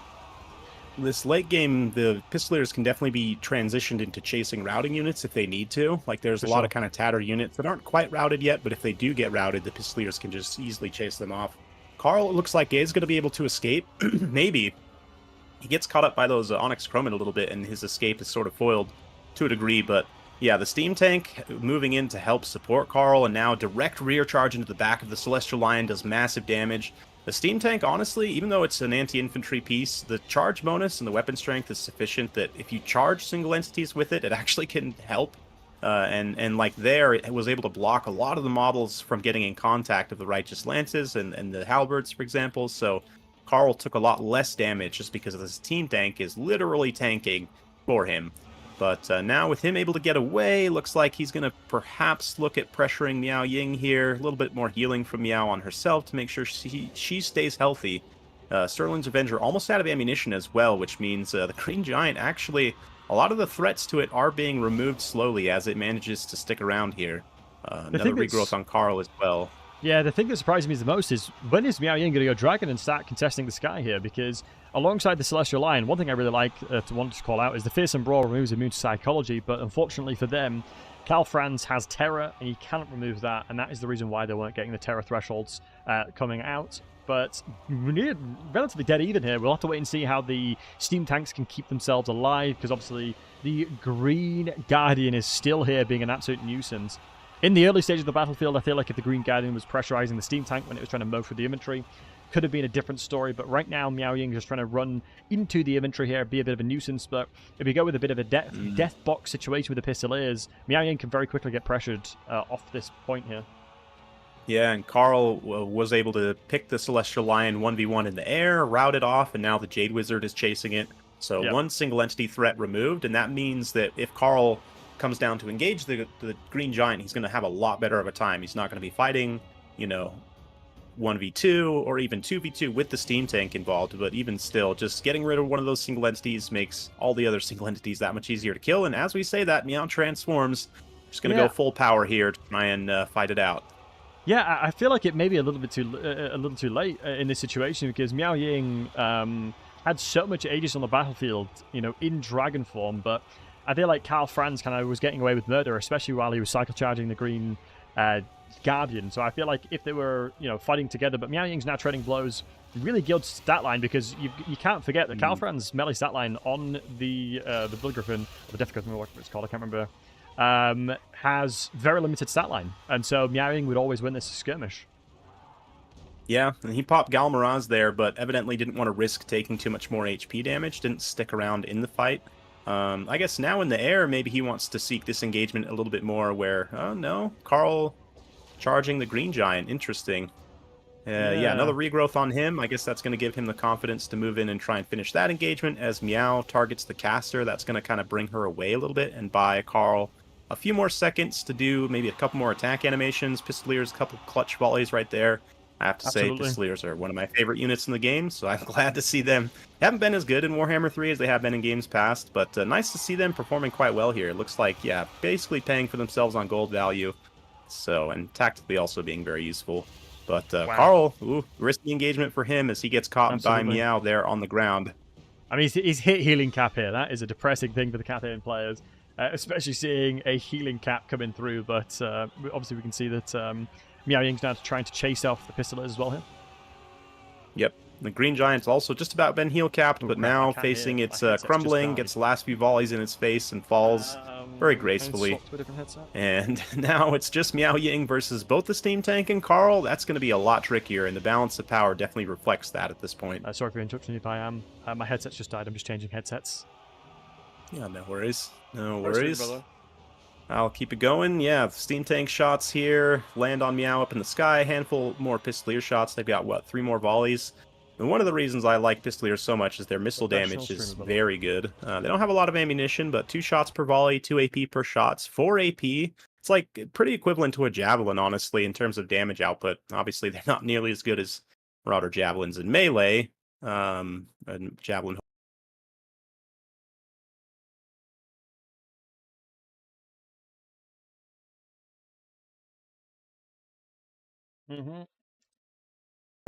Yeah, victory for Calamity. As an Empire enjoyer, definitely like to see that. And the Steam Tank, 300 plus kills, 3,000 damage value.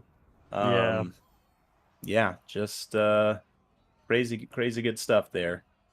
Yeah, I mean, the stars of the show was definitely Franz and the Steam Tank for sure, coming in clutch. So it looks like they do have their lobby open, so we'll go ahead and jump over into that in just a moment. But, yeah, finishing up here at the... Oh, my... Look at the... Sterling's Revenge got, like, 3,000 damage value. Those armor-piercing free company, man. Fighting in melee, using their pistols to extremely good effect. Yeah, really smart pick there. I feel like it's one of those things where... It's like Slayer Pirates as well. They do so much damage in range, you just don't expect it. But great uses there. So that's... we're currently on ODM on 3 and XMT on 4. So let me just come into the multiplayer lobby as well. Okay. And this is called ODM. That's the one.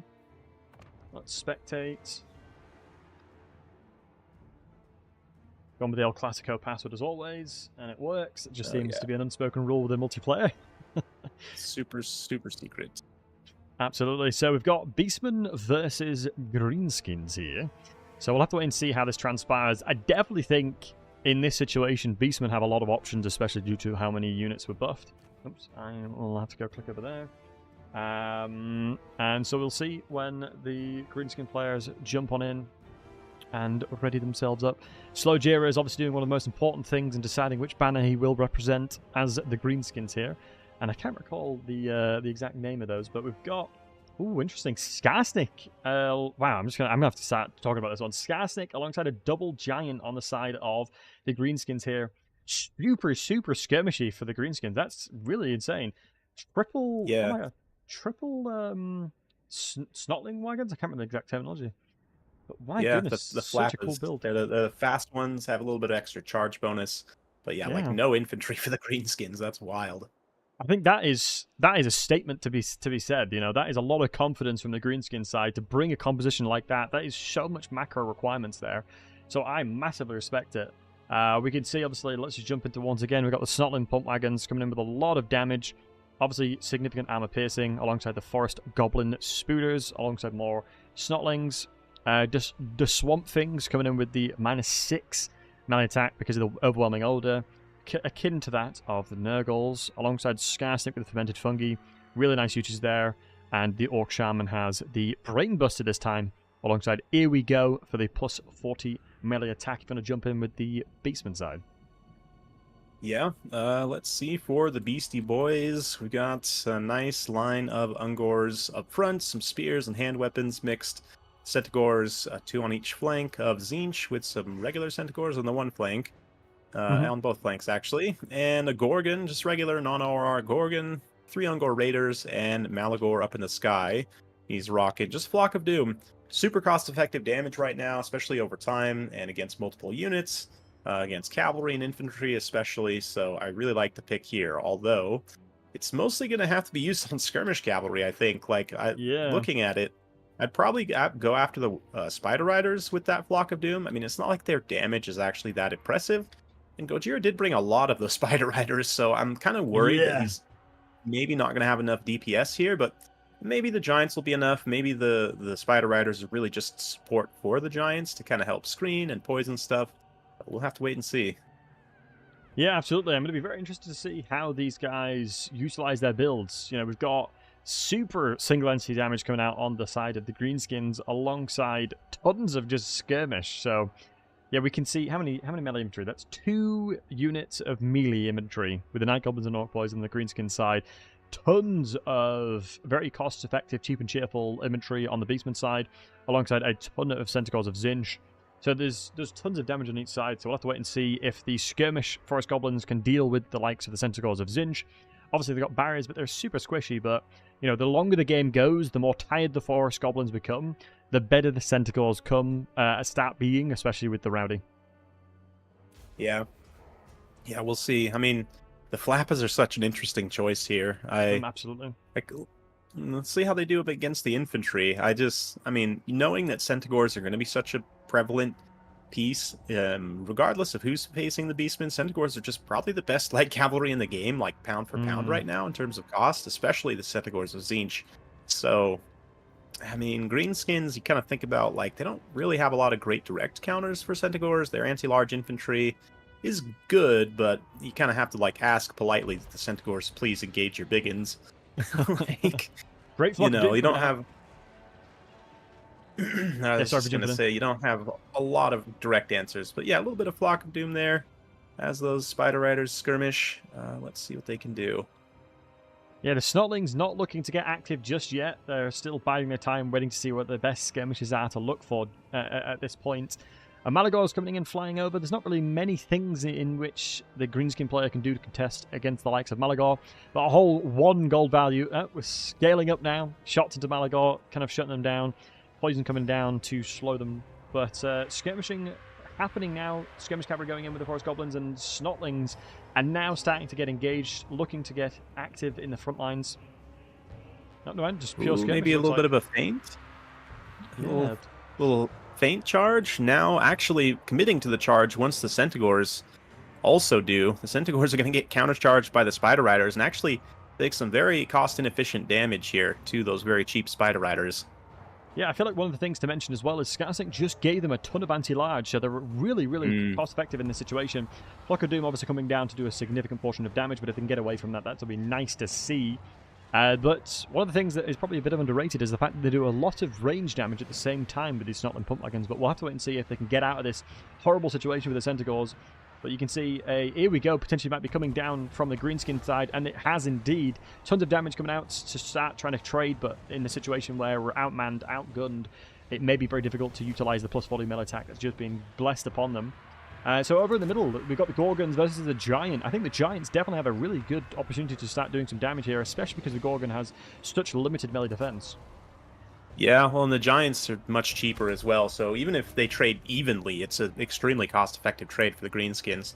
Swamp Thing's also kind of punching back to the backline, isolating themselves a bit, though, as they go after those Ungor Raiders. They're going to get hit by multiple Centaurs countercharging, and likelier to be shut down here, but let's see if some of the Spiders maybe can come in, screen for them, support, maybe body block some. They also do have those Orc Boys in there as well, so it's not all completely hopeless.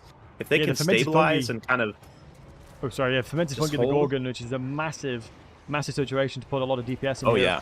yeah. Skarsnik, unfortunately, doesn't have his AoE anti-large, so probably not as much damage as they might have hoped for, but as we can see in the middle of the map, since there's no inventory, there's nothing holding back these tentacles, so I'm a little bit afraid for the skirmish requirements of these forest goblins now, so we'll have to wait and see how that transpires, but a lot of the things on the right-hand side is going well for the greenskins, but a lot of pressure coming out from the tentacles in the middle of the map, potentially looking to cycle charge in the likes of the giants now.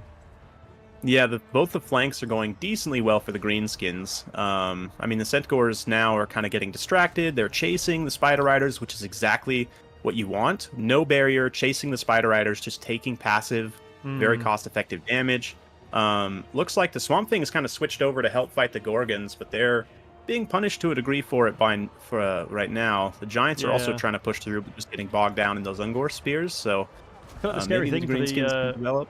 The River Trolls, especially because of Gorgon, I believe the damage that the Gorgon will have will probably one-shot each River Troll it hits, so you've got to be really careful when it comes to that. But the Terror coming in handy, routing out a couple of these units, especially since they do not have, I believe, because it depends if they have Pram or Fury or not for the image psychology. But getting very scrappy right now because of the way the Beastmen are playing. Yeah, the Shaman also, the Orc Shaman got isolated there and beaten down by the Centaurs. And yeah, the Greenskins, I think, kind of just need to rally a little bit to the Giants, bring all their forces together and just try and operate, because right now, spreading out, I mean, it's to a degree, it's working in the Beastmen's favor. Like, yes, you do want to probably use those skirmish cavalry to just lead as many units away as you can. But, little interesting little body blocking cycle, like side charge there from the pump wagons into the Centaurs. You wouldn't really think, like, yes, chariots, I should use these against cavalry. But when it has high charge, high models like that, and especially if you can catch your opponent not charging, the Centaurs were fully flat-footed there. That was a really nice engagement. And the Fungi on the Gorgon once again, getting engaged on 3 single entities, all of which are going to do a lot of damage to him between Skarsnik and the 2 Giants. So, Gorgon wants to be in here. He's behind on the balance of power, but he's definitely scrapping right now. Yeah, this is a terrifying prospect for the Gorgon. Definitely still healing from Strength of Flesh, but you don't want to be in a situation, especially with a War coming down. Great disengage coming out from the Beastmen there. You do not want to be in a situation where the Greenskins have that amplification of the War. Just overall does a significant amount of damage. The Beastman is actually starting to look for a flanking situation to kind of engulf all of the units that are remaining for the likes of the Greenskin. So I like to see it, like you called out, the Greenskins are now trying to fight around the Giants, but the Beastman has identified this as such and said to themselves, okay, well, I'm going to hit him with a wraparound. Yeah, for sure. And you see a lot of the Spider Riders are starting to run out of ammunition. And, I mean, value-wise, I don't know.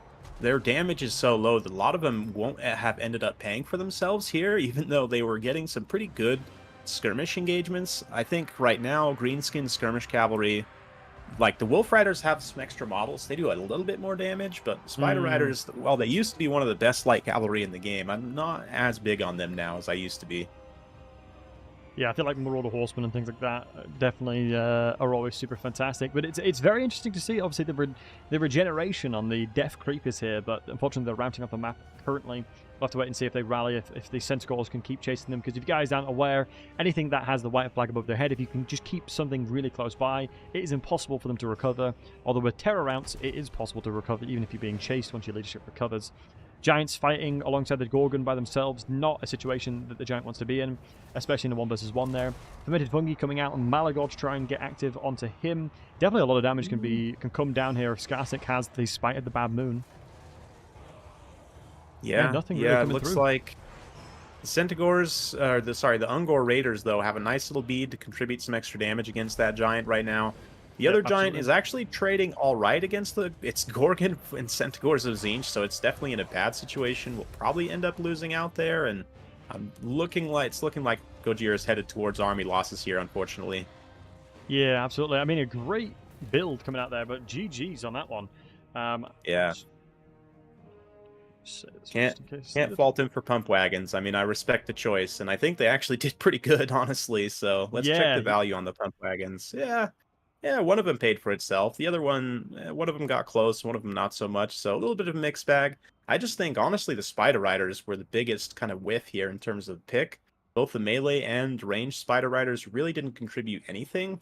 And I think had they been swapped out for basically anything else, like maybe Wolf Riders, and you take like Boar Boys, or even just some more Goblin Infantry, or I don't know, maybe This is some the reason Fanatics. why I would love to see Forest Goblins get a little bit of love in the next DLC, but it's one of those things where they do not follow Gork or Mork, so I think it might have a hard time giving them units that are akin to Forest Goblins, maybe in the future.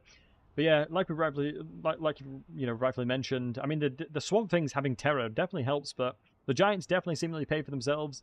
Everything else on the Greenskins side was just a couple of situations where the Pump Wagons did a great job, but overall on the side of the Beastmen, yeah, just the Centaurs of Zinch. There was not really anything that could kind of match them, because in the situation where you're getting kited with the archers or the Forest Goblins, you can just regenerate your barrier and just go for round 2, right? You know, it's one of those things where ammunition is consumed, but your health is not diminishing.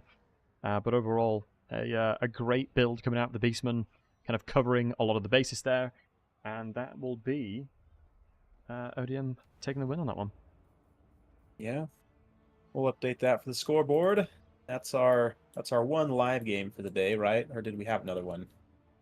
It's just the one, right? I can ask, and we'll see. But yeah, great play coming out of that one. It was very interesting to see, especially with the build that was pulled out. I mean, it's super skirmish heavy. Loopy's jumping in now, so it looks like I think Loopy and Wicked might be playing. Yeah, I was going to say, I remember some discussion about Loopy and Wicked also doing a live game, so we'll let them join in also. Yeah, it sounds good. But yeah, it's wild matchup for sure. Greenskins versus Beastmen is a matchup that's definitely evolved quite a bit over time. It's been kind of back and forth as to who has the advantage. Right now, I'd probably give it to Beastmen just because Centaurs are so strong. They're so good. But yeah, the Greenskins cavalry, light cavalry historically has been some of the best, but these days they just don't quite measure up. Like Wolf Riders, basically, they still fill a role, but Spider Riders can definitely do with a little bit of a buff. Yeah, I think it's a friendly match, it seems. Okay, so it doesn't count for points towards the win total, but will be a fun watch nonetheless. Yeah, absolutely. I'm assuming a Wicked is Baguette Mold. Yes. what a great name there. We'll have to wait and see how that goes. I'm going to leave you with the chat here for just a moment. I'm going to go grab a drink of water, and I'll be right back. No worries. So, we'll have to wait and see. It looks like potentially Bretonia coming out from Loopy. Baguette Mold is going with Beastman. I've just got my puppy on my lap right now, and she's craving attention, as always. When I do some things like this, when I talk a lot, I think it'll be one of those fun things where she always wants attention. And we're looking for Gal Baraz here, it looks like. Gal Baraz multiplayer. That is the map of choice. Yes, so I believe that ODM clan is predominantly French, if I'm not mistaken, and so shout out to Loopy for hovering the Bretonian pick there, as Bretonia is widely considered French, and I believe, if I'm not mistaken, I think Empire is considered like German. I'm not sure who's the British ones, if there's any representation of that one. But maybe Wood Elf versus Beastman matchup. The Battle of the Beasts.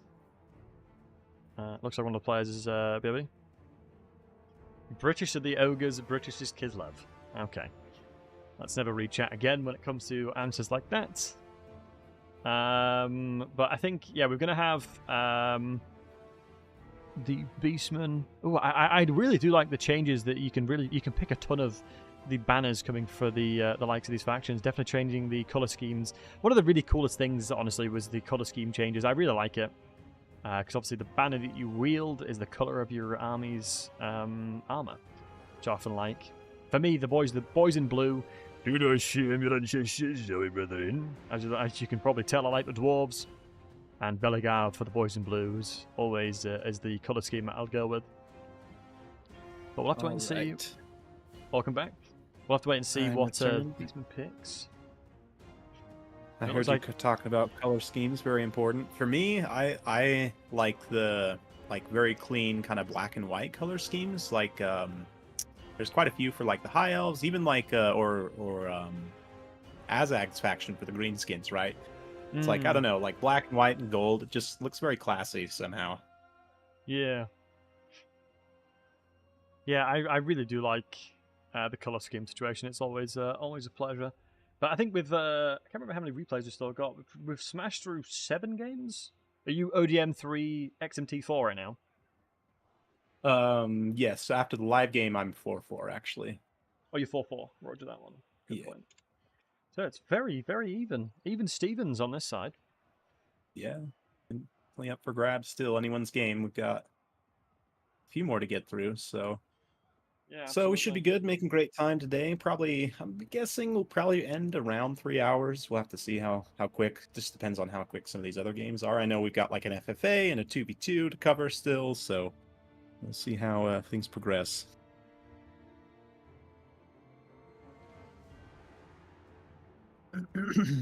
Yeah, it's one of those things where they can last a long time. Oh, looks like I have to ready it because I'm the host, but yeah, let's jump in there. Okay. Good luck, have fun to these guys. You know, like we mentioned, this is a friendly game, but it's always good to get live matches in there, so we'll have to wait and see. Torok's coming through with a pretty wide build. It's gonna be wild magic. You already know Traitkin is just too good not to take. Sangor's flavor of the month alongside the Centigores. Oh, the RR. I can't remember the name of them because I literally never see them. The dude that locks Cygor. Yeah, Cygor, that's the one. You don't see him much in Warhammer 3. They were a staple. Oh. So we had a little disconnect or something? Oh, did we? I'm loading it now. Oh, yeah, we did. Oh. Is it just redoing the lobby? I'm not sure. Now I'm at the lobby screen. Oh. Yep, I think it's waiting for everyone else to get booted. Oh, yeah. There we go. That was decent. That's a classic. So there's, as part of live games, we need to expect the desync situation, so... Right, let's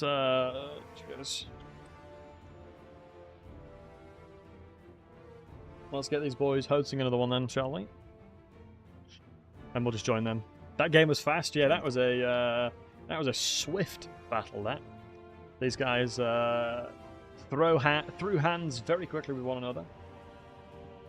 Oh, so the Steam Summer Sale for Total War still on until the 11th of July. So what were you going to say? Just so fast we didn't even get a chance to see it. Yeah, but, absolutely. Yeah, the Cygor, it's interesting because in Warhammer 1, Warhammer 2, it was a good piece in a number of matchups. And like for me personally, I love taking a Cygor and then taking like a bunch of mobility and like roadblock, like Ungor Spearmen, basically just so that you like spread them out. And then your Cygor like gets lots of time to work. It's great against factions, especially that rely on like infantry, or like if you think someone's going to take some elite halberds or something against you, it can punish someone who's like, oh yeah, beastmen are going to rush me with a bunch of monsters, so I'll just defend with halberds, and then all of a sudden you're getting rocks thrown at you. It's a good time. Yeah. Yeah, we'll have to wait and see. So I've just joined in as a spectator. I'm sure these guys can jump in. The lobby's just opened up, matey. Yeah.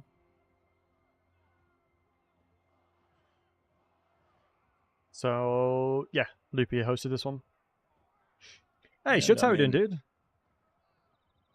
Yeah, how's everyone doing, guys? You guys had a good weekend so far?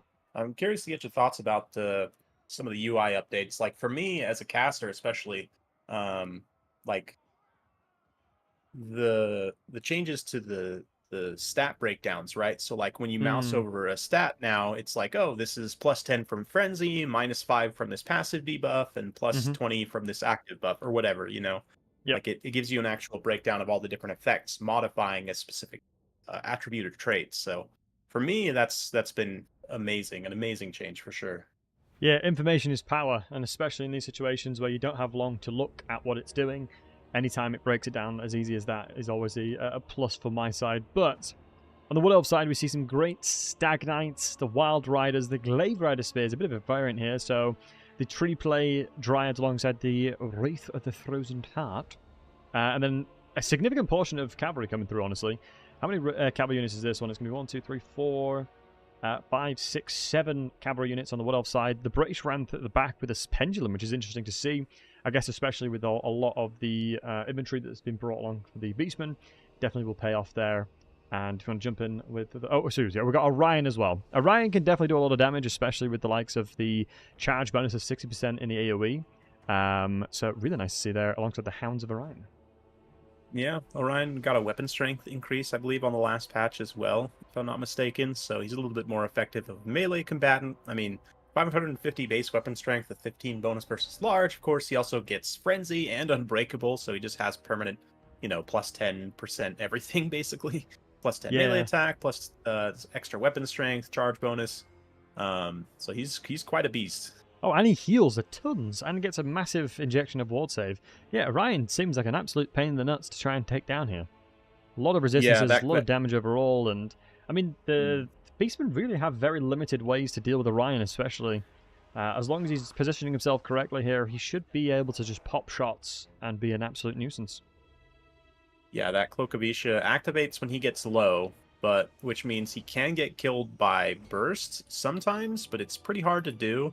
And if he's just being hit by lower tier stuff, often it's not enough to break through that Cloak of Isha, and he can just, it's like, oh, he's almost dead. Yeah, I don't have to worry about him. Nope, he's going to survive almost dead for the entire game because of that Cloak of Isha. But yeah, for the Beastmen here, that Eye of Morslip, Regiment Renowned Cygor also has a hard snare in Warp Gaze, which is quite good for limiting your opponent's mobility, obviously, controlling the battlefield. We've got the Regiment Renowned Centaurs with Throwing Axes here, Ungor Raiders, a couple of Sangors there in the center deployed, Taurox, love to see. Flaming damage especially is going to be quite relevant here. Bray Shaman, Lore of Wild, some Harpies up in the sky, some more Centaurs. Yeah, Taurox, love the pick.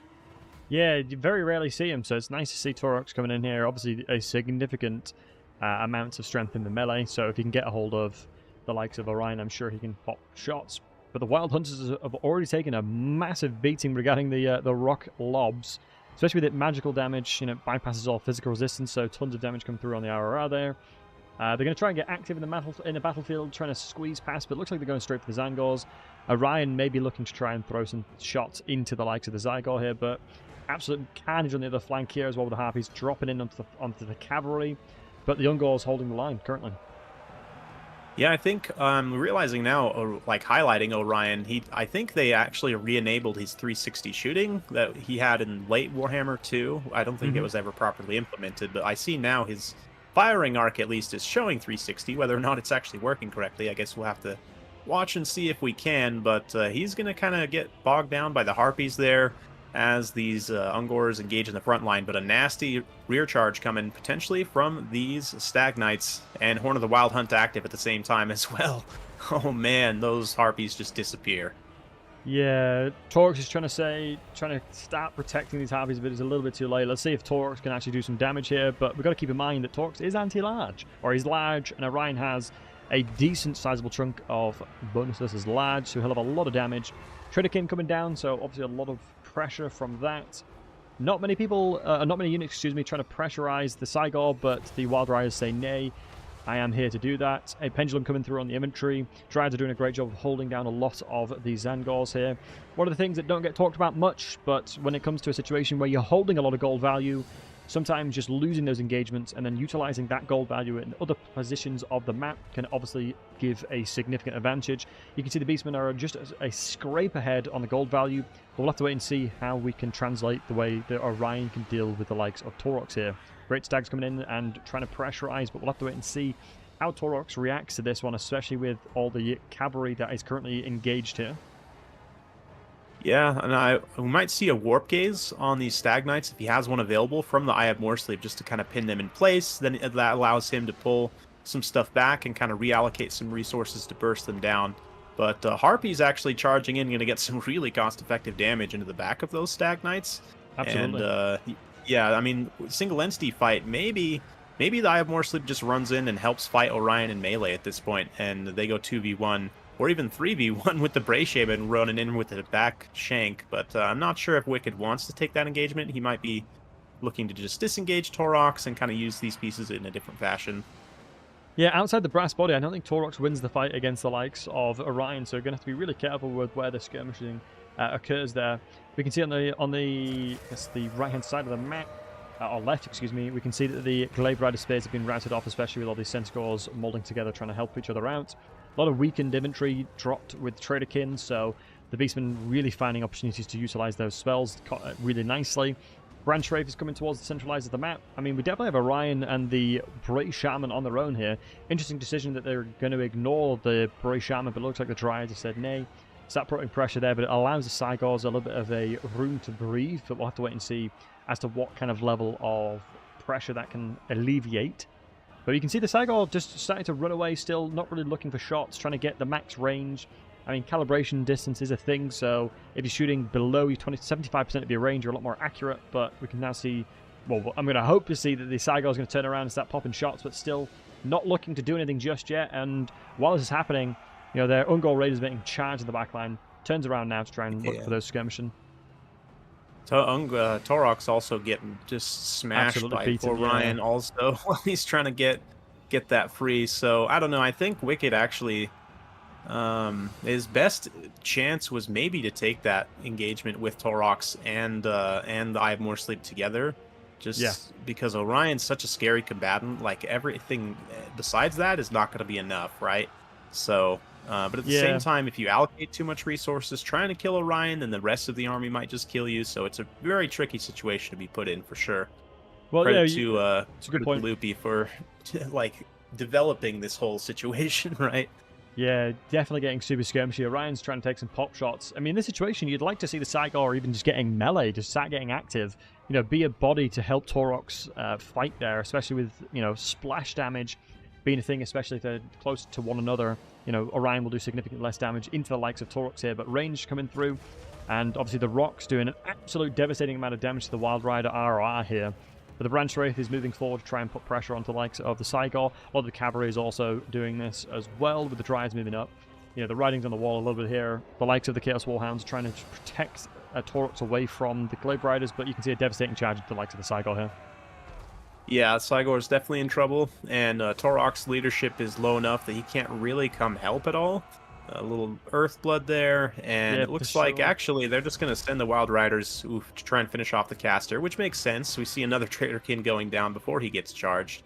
And, yeah, what I like to see from Loopy as well is he put a preemptive Earthblood on the rest of it, on all those units that were charged, just in case the Traderkin came through. A little bit staggered on the Traderkin, but that has gone through and started to rip apart some of these units. But a lot of these cavalry of the Great Stags are super, super weak, but they're still active and fighting.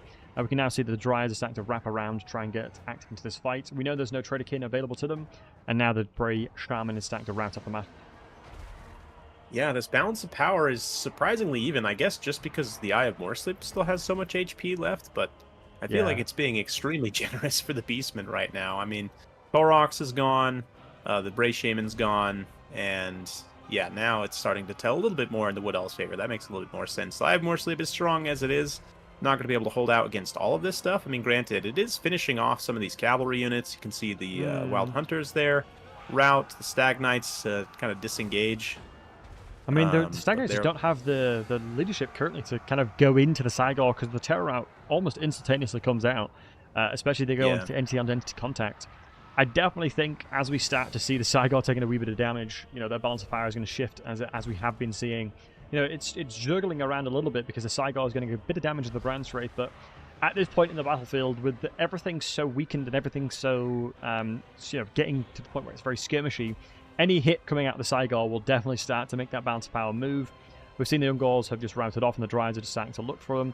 The Wild Hunters as well, trying to reactivate into the fight here.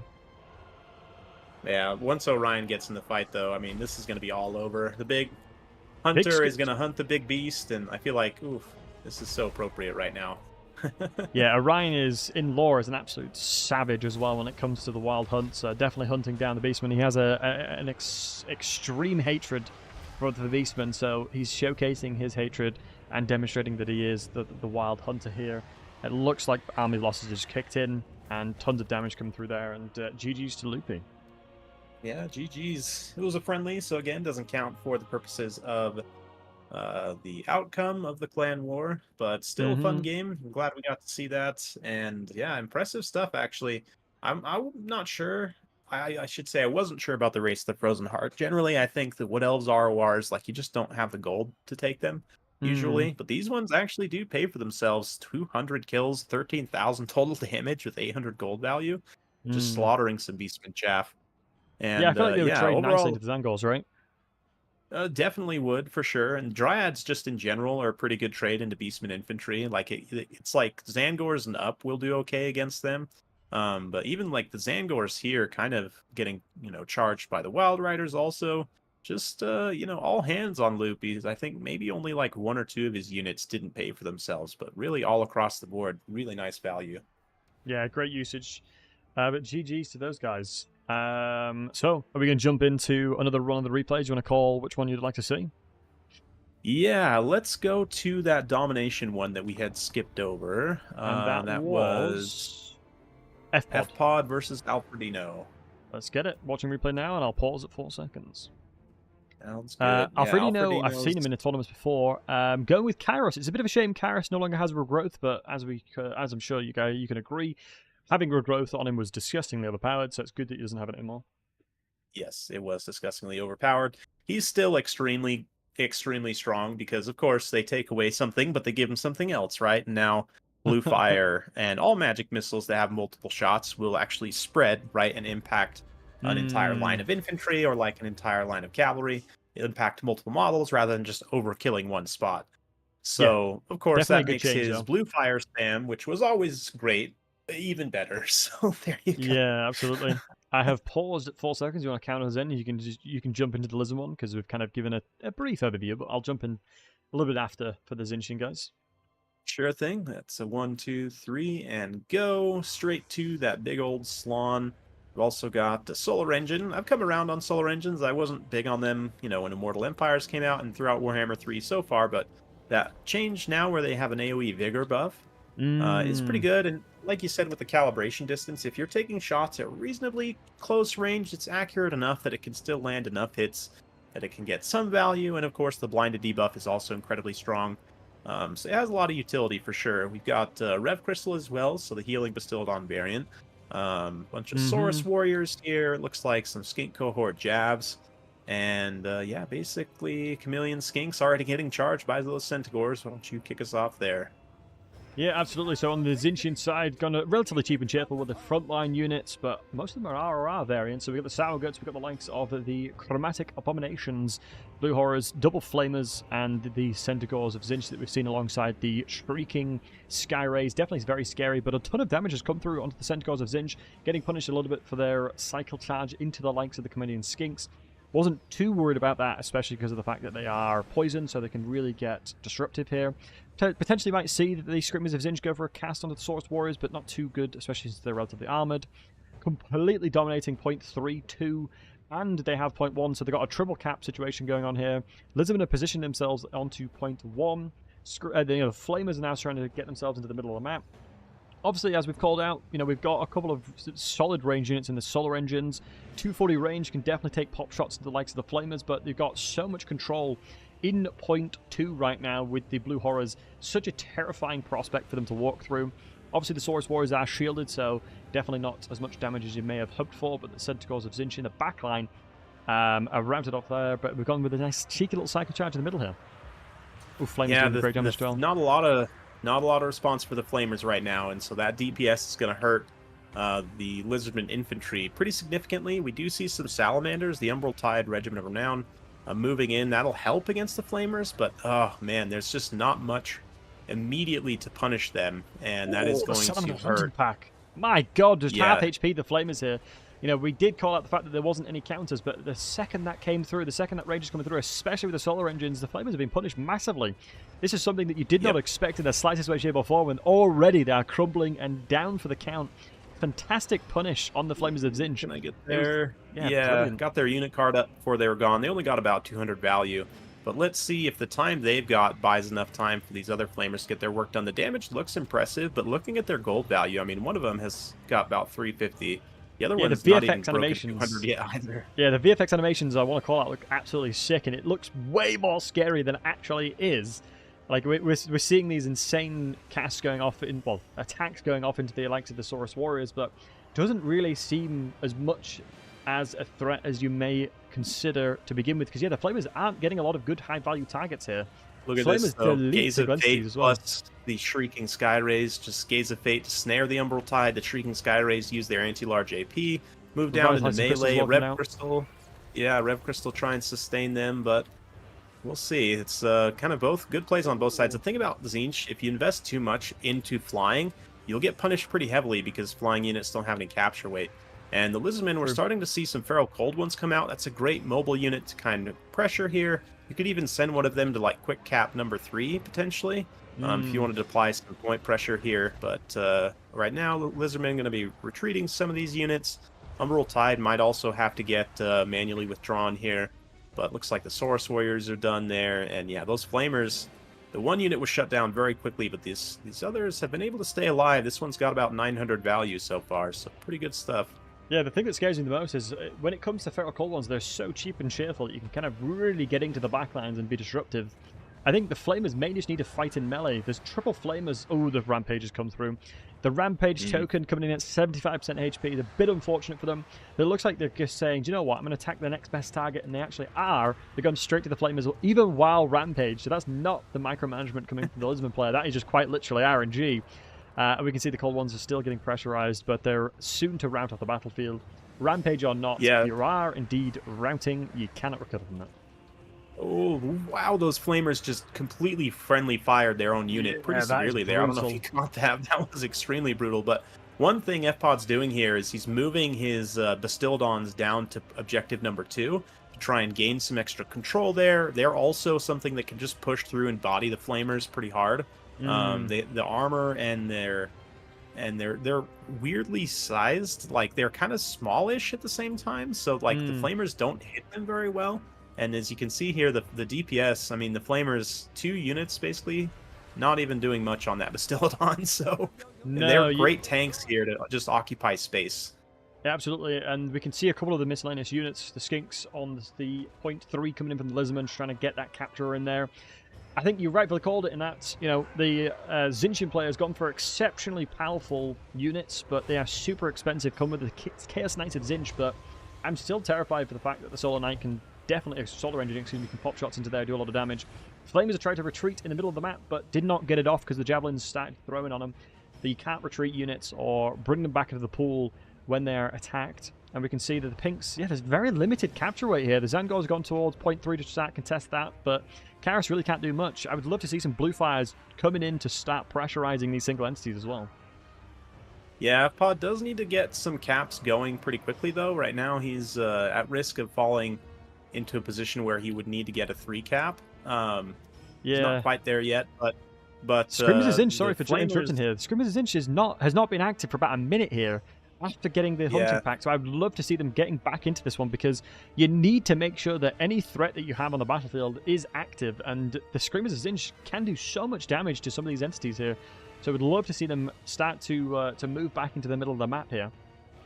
Yeah, a little bit of a tactical reserve, as I like to call it. It happens to me sometimes where a unit gets off on the edge of the map in a corner somewhere, and you just forget about them completely. But the Chaos Knights go on quite a run here. They're despite taking so much damage, they do manage to make contact with the Umbral Tide there. And despite FPod having a pretty good advantage on damage, positionally, Tzeentch is able to keep control here, although it looks like it's real close now. What's the 1,500 ticket limit? I don't know. FPod might still need to try and go for a 3 cap later if he can.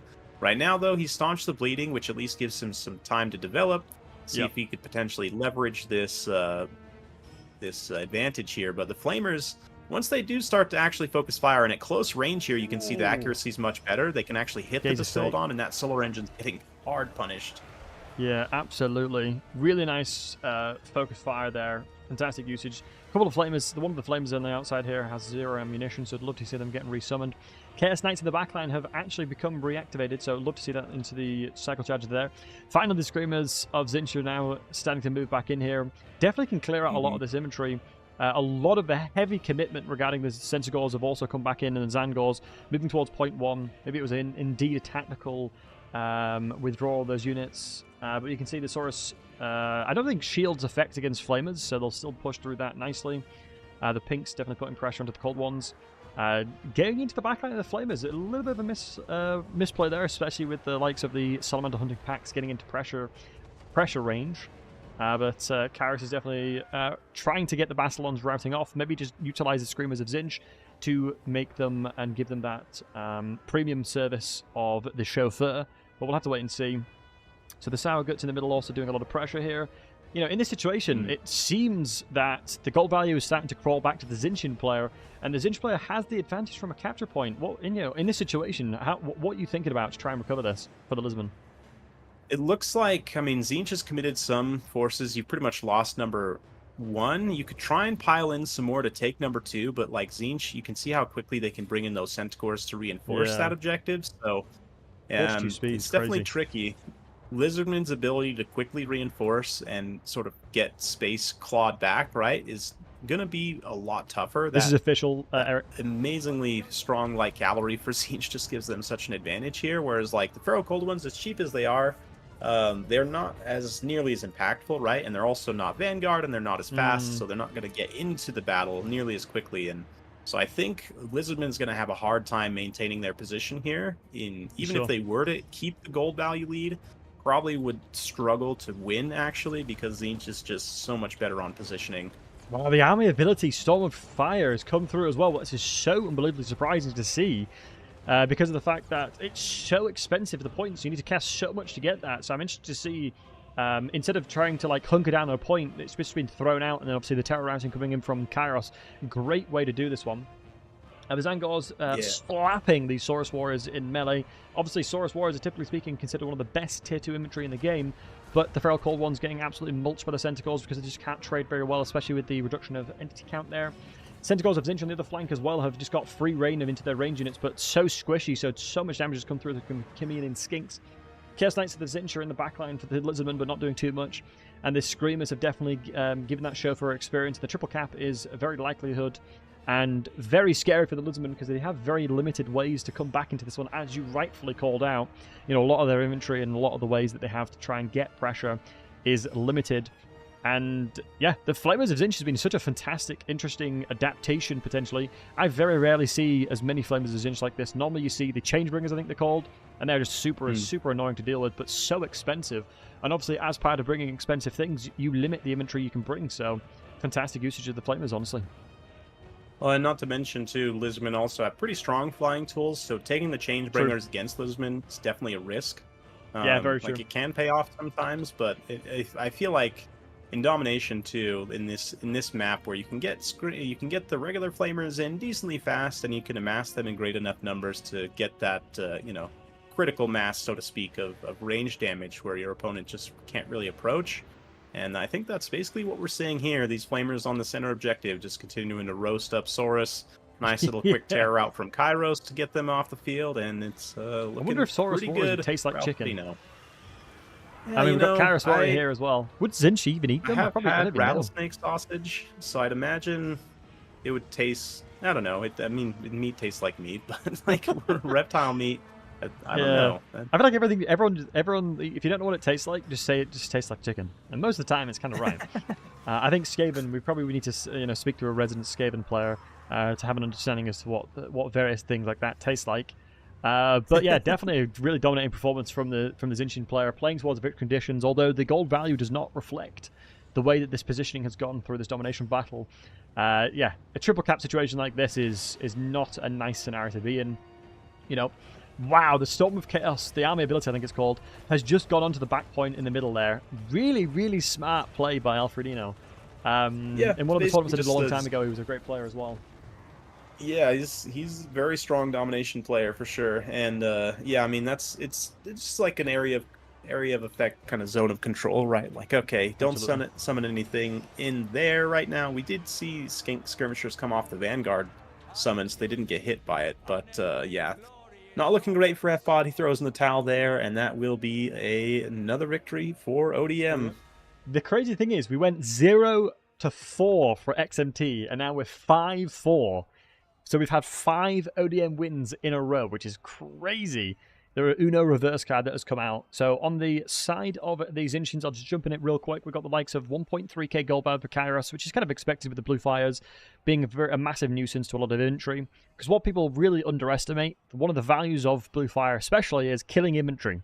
When you kill entities, their DPS is significantly reduced, and that's what we saw all of the times. The Lizardmen didn't have really full HP inventory to start trading up. Centaurs of Zinch, about 900 gold value a pop. The Screamers of Zinch also coming in with 1.4k. The Sourguts, 1.1k, love to see that. And now one of the Flamers had a 1.9k gold value, 1.2k. Blues did a great job of 400 and 800 apiece. And then the reinforcements of the Centaurs did an alright job. Marauder Horseman was in the reserves but never used, so it's interesting to see. We got the likes of the Flamers with 2k, and we got the Flamers, the other Flamer, excuse me, on the reinforcements was 1.5k. Although I'm not sure if any of them were redeployed and bought again. But we can see, yeah, definitely a lot of gold value coming out for the likes of some of the powerful Flamers there. Yeah, the Flamers, I think most of them, I think, were summoned at least twice, but I think even still they all paid for themselves like twice, so that's very solid. For the Lizardman side, the Salon definitely got a lot of damage in. The Solar Engine, yeah, unfortunately, just didn't quite get enough to pay for itself. Same thing like the Rev Crystal.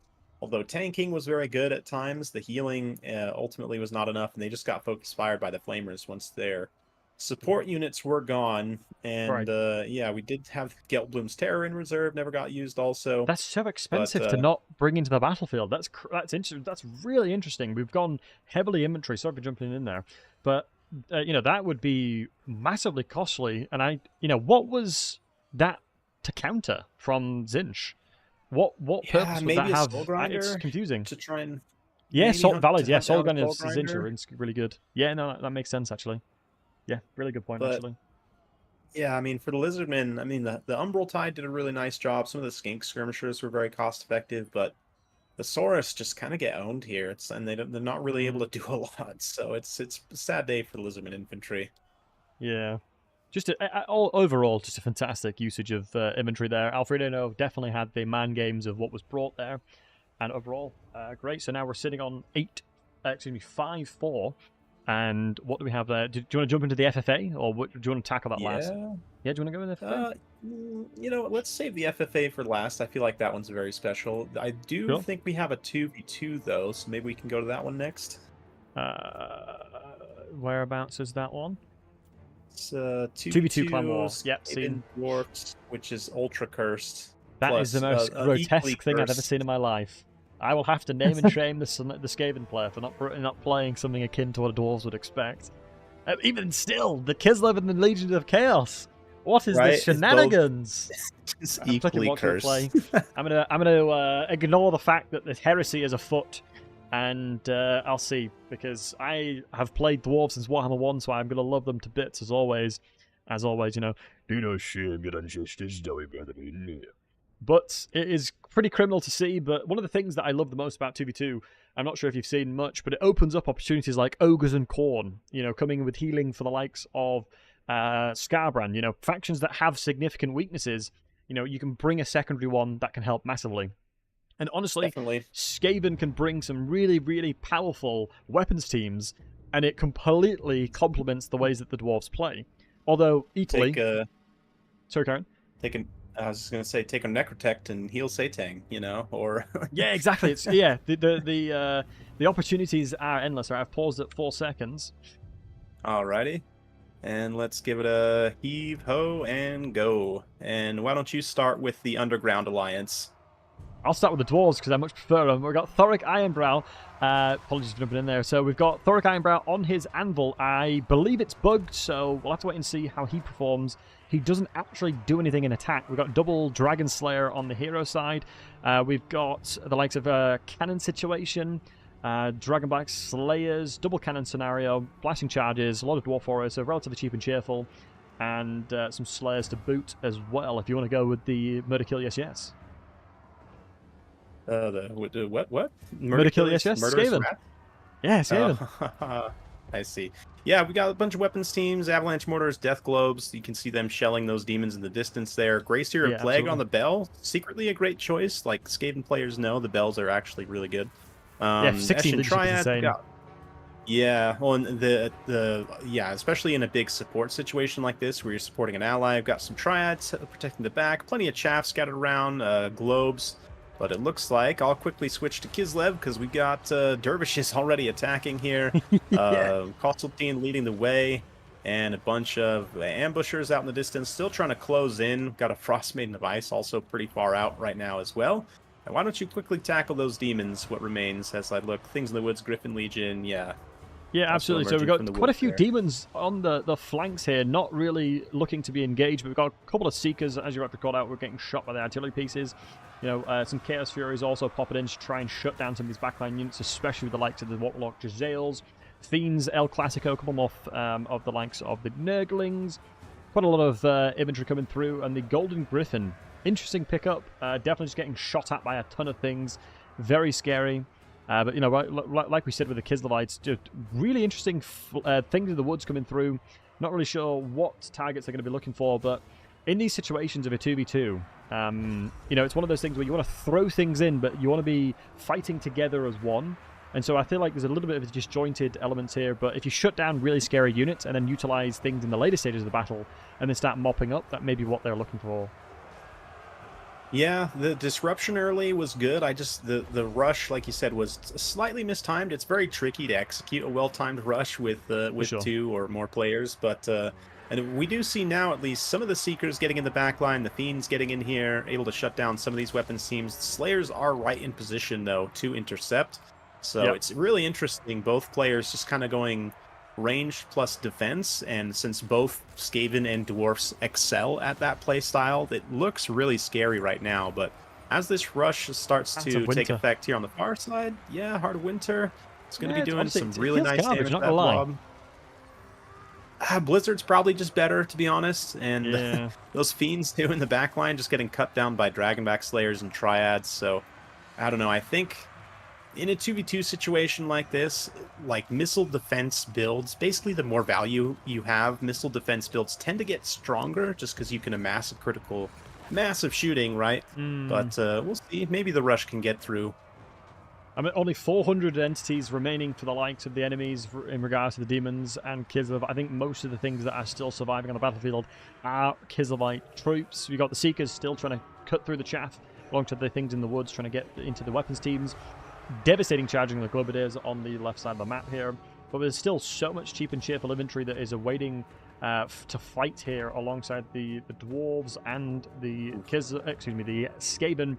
1.9k troops, only 1,000 have perished within the battle, but equally on the side of the other way, 1,000 has also perished. But you can see the balance of power significantly in favor of the dwarves and Skaven here. Yeah, I just have to quickly call out there the Akshinas ambushers, the Wolfhearts, got detonated by the dreaded 13th spell, which then also summons some storm vermin to kill the rest of them. So really nice use of that spell. Again, only available to the Grey Seers. You don't see it super often, but secretly one of Skaven's best spells. Damage plus summon, completely unique in the game, as it's the only one that functions that way. 264 range damage is disgusting, and 100% AP. So yeah, it's one of those things where if you see that thing coming up from the ground, you gotta run. But yeah, the Stormvermin Halberds still around the outside, but not looking to charge in, but they are going to crumble very shortly. The Blue Scribes is something we didn't call out. Very interested to see you know, the pure RNG of just what they're going to throw out, but only 141 gold value for the Blue Scribes, not potentially looking for the RNG casts that they were looking for. And obviously Sled's trying to cycle charge around the outside, just looking for these. But I feel like the Warlock Jezzails are just completely shutting down any kind of Sled's engagement there. And the Quarrelers can do a fantastic job of just holding the line.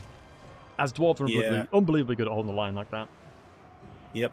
Like I said, these two factions, ranged defense, both excel and honestly kind of cover each other's weaknesses in many ways. As cursed as it is, like the Dwarfs kind of lacking chaff, the Skaven are able to provide that, and both of them have great burst damage at range. Like, I would say Slayers are probably the best anti-large unit in the game, possibly, just pound for pound. So also well, having them for defense, and because they're infantry speed, they synergize perfectly with Skaven. So there's a lot to like about this alliance, as much as I hate it. Yeah, definitely. And we saw the summon coming out from the Greyseer just to hit the critical mass of Arminos bonus as well, because summoned units also do count towards the likes of Arminos bonus, balance of power. But great usage of defense there from the Dwarven side, and that would be the ODM side taking another win. So that's 6 wins in a row for ODM here, which is kind of incredible, especially with the with how it started off. We've got for the Skaven side, I'll I'll jump in with the dwarves because I do love my boys dwarves. So yeah, Thoric only 400 gold value, which is like we mentioned, because he's bugs on his rune thingy bobby. 1,000 gold value on one of the Dragon Slayers, 800 on the other ones. Blasting Charge is doing a great job with 600 on one of them, 47 on one, and 376 on one of them. A lot of the Dwarven infantry not really paying for themselves apart from the Slayers, definitely getting in situations that they can thrive. Cannon's not really doing much either. I honestly think it was just a situation where the mass blobbed infantry, the Dwarves, just making a huge impact to allow Skaven to get a lot of damage off. But you want to jump in with the Skaven? Yeah, I mean, the weapons teams are really where a lot of the value comes in this game. For sure. Multiple. Yeah, both the RORs, like, what, 1,600... for the Jezzails, 1,200 for the Mortars, then also 2 of the Globadiers get 1,200 as well. One of them gets crushed, but then for the rest of the Skaven build, yeah, some nice values spread around. Reasonably cost-effective chaff. The Triads ROR also got some really nice damage in. Gracier Plague, like we saw, only 1,000 damage value, but he's relatively cheap, even on the Bell. And yeah, I mean, unfortunately for the Northern Alliance, I guess we can call them, a lot of units just were blasted before they could really do much. Yeah, absolutely. I think, yeah, on the Legions of Chaos side, Blue Scribes actually, in the latter stages of the fight, got quite a lot of gold value, up to 1,000 there. Yeah, it was an interesting... Golden Griffin got a really, really nice final transmutation, but only popping out about 4,000 damage from that one. But one of the Furies got 1,000 gold value. I feel like, you know, if they were fighting and charging at the exact same time, you know, it's kind of a dream world for the Dwarven and Skaven player to have things skirmishing and fighting by themselves. Quite a relatively decent chunk of value from the Griffin Legions, about 1,000 on one of them. A couple, about what 2.4k-ish across the board for the Griffin Legions, so that's definitely not paying for themselves, but Kastalton's an interesting pick as well. You know, overall, I feel like for Kislev, he wouldn't be my first choice. I'm not sure about yourself. I'd probably go with the witch. I can't remember her name right now. Yeah, Katarina on sled is so oppressive, and definitely can be massively skirmishy. Because then you can drop the sleds, right? You can take Katarina on a sled, only take Heart of Winter, and you can drop the Ice Maiden as well. You know, you can kind of kill 2 birds with one stone. Not Katarina, the hag. Mother Stankia. Right, I'm with you. Yeah, similar thing. Mother Stankia definitely do the same thing. Her shooting attack does really good against blobbed up units, and especially in a 2v2 where your opponents might be kind of stacked on top of each other like we saw here. She'd definitely be at risk of getting blasted by ranged units, but also her chariot can dodge somewhat effectively. So I probably would have rather seen her here. And then also, again, your Lord and Caster is one. Same with Katarina as well. But then you don't have to buy a second character. You can maybe reallocate some of those funds elsewhere. Yeah. I think, yeah, the only thing you'd probably potentially have to worry about with the Shankia is just the friendly fire she'll kick in, but I'm going to continue on that one. And I think we've got the Alfredino versus Ronin is another one that we're going to watch. If you want to jump into that one, yes. The Awakened versus the Broken Throne. I think Alfredo's played once. Like one of those matchups that I didn't know I needed, but I actually really, it's a fun matchup because these very different factions, but it's like, again, it's only something that could have ever existed in Total War Warhammer because Vampire Coast was never a faction in tabletop. But it's just super interesting to see this just slow plotting gunline faction against like the ultimate like melee rush faction, right? So I want to also comment 4 bloated corpses here. 4, not 1, not 2, not 3. 4 bloated corpses is kind of insane to think about because you're very unlikely to get the value, because if it goes into the Chaos Spawns, pretty much nothing's going to happen. Especially because of the fact that it's not going to one-shot them. It's really good against infantry, so I'm going to pause at 4 seconds here. And then if you want to count us in, and then you can start jumping in. Unless you want to pause it and then just talk about the infantry, because it's land battle. Yeah, we can just leave it paused while we go through the builds. Absolutely. Since you've started with the bloated corpses, why don't you finish us up with the rest of the Vampire Coast? Absolutely. So we've got a significantly large amount of the Gunnery Mob handgunner variant. So 145 range on these bad boys, and they can absolutely pack a punch if they can get that opportunity to do so. Like you rightly called out, they are super duper slow, and it's ironic against a faction that is known for their speed of running into battle, but it's Gunnery Mob. And the Mongols as well. We've got one of the Arrow Mongols. I mean, we need to make sure to leverage the fact that they have the Stalk ability that they do alongside Hungering. So a couple of things that can skirmish a wee bit here. The Zombie Deckhand mobs as well across the board. Quite a classico. Not really gone for many anti-large options from the inventory perspective, especially because you've got so much shooting. And the handgunners as well. The insane damage that these guys can pull out is going to be quite scary. But like we said, the quadruple Bloated Corpse will be interesting, but Luther Harkon is actually mounted with Regeneration, Hornswaggle, and Death Shriek, and the damage he can do is pretty damn insane, especially because he can silence, although that's not really going to be too oppressive against the likes of Khorne, because there's not really much that they're going to cast, but fun jump in with Khorne. Oh yeah, I'd actually forgotten they tweaked Luther Harkon, and they actually gave bonus versus large to the Terror Goose as well. Wow, yeah, he actually had a very significant buff. Oh yeah, wow, 25 bonuses large. Valky's, yeah, she's going to be quaking. Oh, and you know, she's not. She's a small entity, which is one thing to mention as well. So she'll probably win that fight, I would expect. But she has 3,000 or so less HP and no regeneration, but she does have flaming attacks. So it'll be an interesting fight there. Yeah. So very I've interesting. pressed play, by the way. Very interesting match. Oh yeah, go for it. Let's start on in as I just finish up with Khorne. Not a lot to talk about here. It's just a melee rush line, mixed dual hand weapon and regular marauders. We've got some spawns here. Yeah, which had a cost reduction as well, so they're a little bit more cost effective. Minotaurs for anti-large. And interesting to see no Lamprey's Revenge, the Regiment of Renown, the Crab Riders, I guess. I forget the actual name of the unit. Yeah. But, they're very good. And, I mean, they have regeneration. They have incredible stats. The zombie shotgunners that are sitting on the back will deal damage even while they're in melee. I mean, they're just very good units overall. So I'm pretty surprised not to see them. But I will say the Bloated Corpses, if you were to, like, not that you'd see Bloodletters, maybe you would in this matchup, but like Bloodletters or any kind of more elite infantry, you can see one of them hugs the spawn. Maybe Spawn's not completely enough absorbing the pressure alongside the Furies as well here. I mean, that's the scary thing, but I wanted to call out one thing. We actually had the speed of Lycos giving them unspottable on one of the Bloated Corpses, but the Khorne player reacted accordingly and ran away, thinking some shenanigans was afoot. Clearly seeing that the Vampire Fleet Captain had that one. Now the backline units are now getting set up for the Vampire Coast player, so getting to the point where we're going to hit critical mass and be very scary for the front line here, because yes, we've dealt with the Bloated Corpses, but now where does that leave us regarding all the backline units that are going to be shooting away at all our inventory here?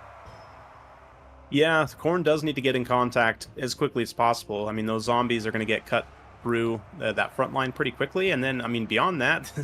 The coast doesn't have a lot, so they're kind of on a little bit of a short timer in terms of using their range units to pay for themselves, right? Because, ooh, nice spear slop near the back line. And we see already the Furies starting to land. There's no bats or dogs to try and disrupt. The Mongols are going to be used with their anti-infantry bonus to try and respond to the Furies, but they're not really fast enough. They don't have like a big sweeping charge animation, so actually going to take quite a long time to get in contact and start killing the Furies, but let's see. Right now the guns are holding, at least for the time being, and one Marauder did get pushed back as it was blasted on the approach.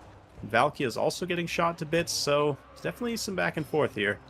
Yeah, definitely. I mean, it's one of those things where oftentimes when it comes to units like this, you want to put other units inside of them, and I feel like the Mongols could have been just sitting on top of the likes of the handgunners to stop the potential of the Furies there, but tons of damage coming in from a lot of the spawn of Khorne, and Valkyrie is having an extremely difficult time against Luther. He's absolutely battering her in melee, and we can see that a lot of the skirmishes that the Manitors and the spawns are taking on the other side of this map here are going exceptionally favorably, and a lot of the Furies have perished trying to kill these gun lines, but there's still, when there's one, there's more, and we can see the handgunners just starting to fire away. One of the most annoying things for against fighting Coast is they just take so long to die, because they are crumbling, and one of the most frustrating things. I hate crumbling. Yeah. I hate crumbling so much.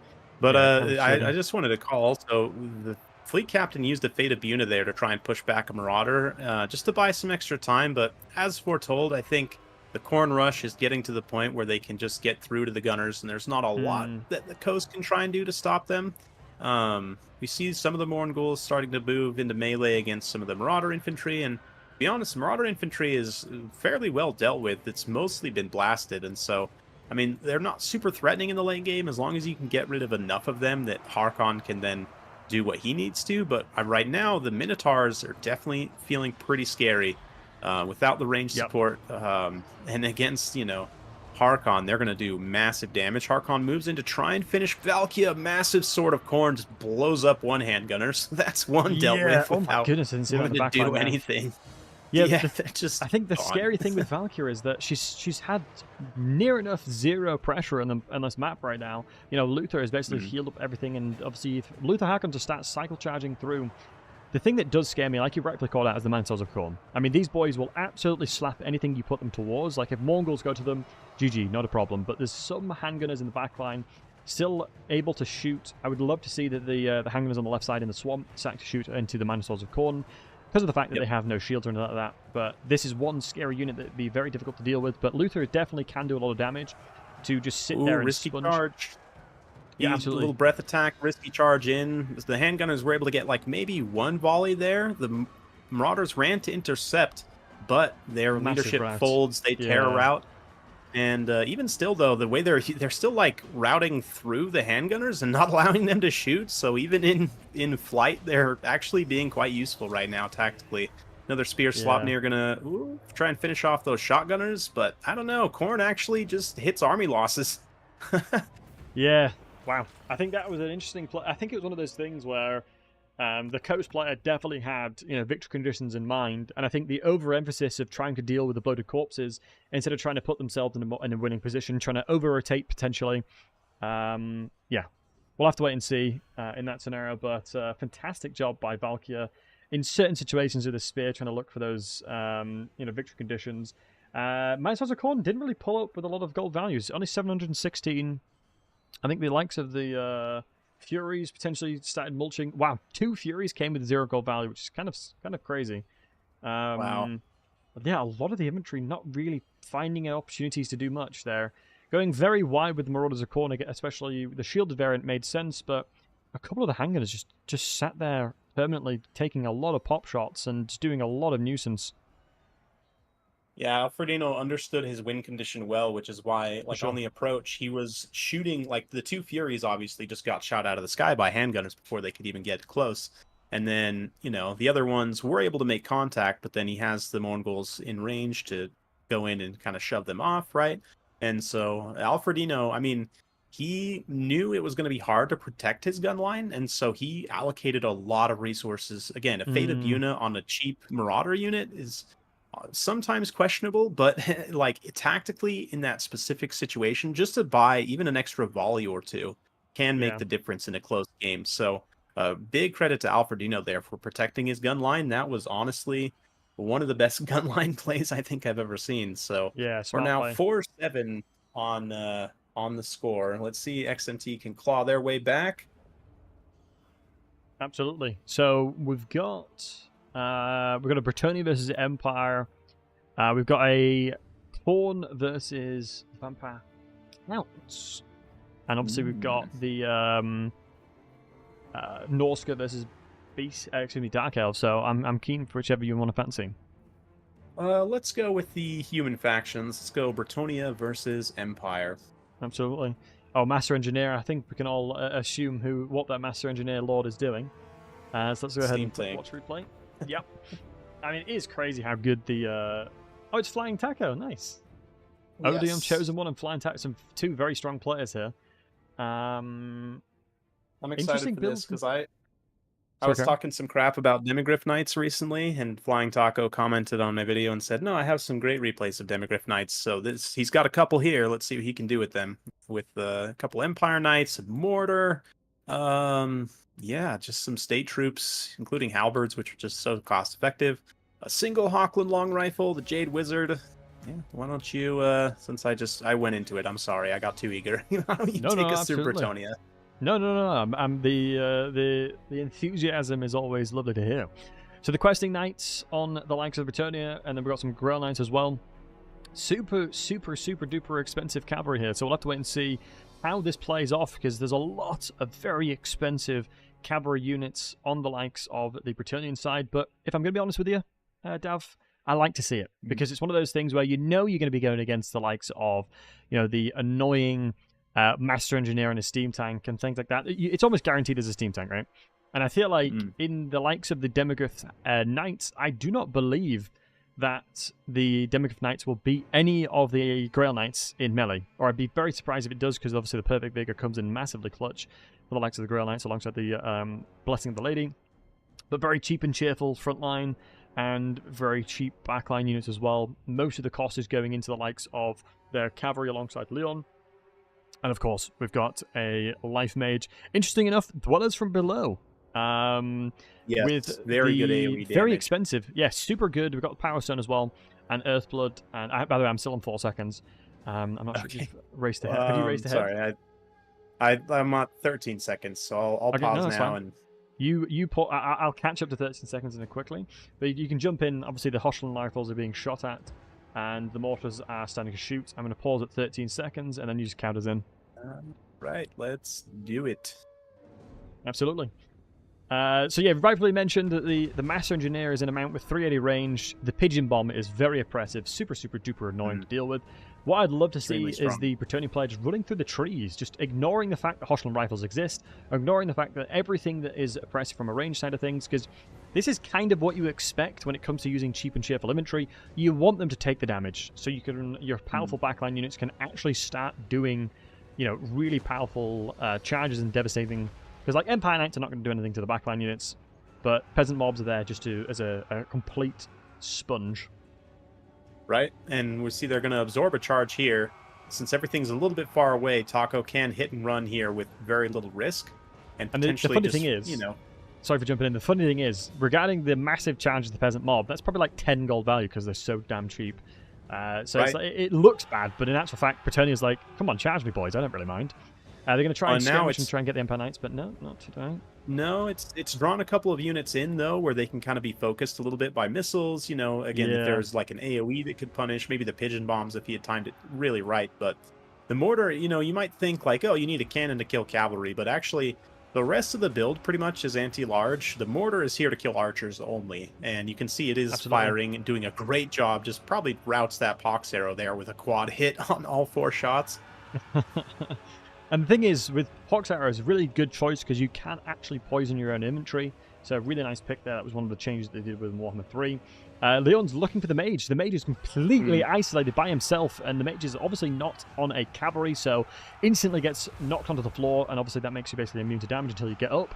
Questing Knight's trying to flank through. There's quite a lot of the Bretonnian cavalry trying to look and get engaged here.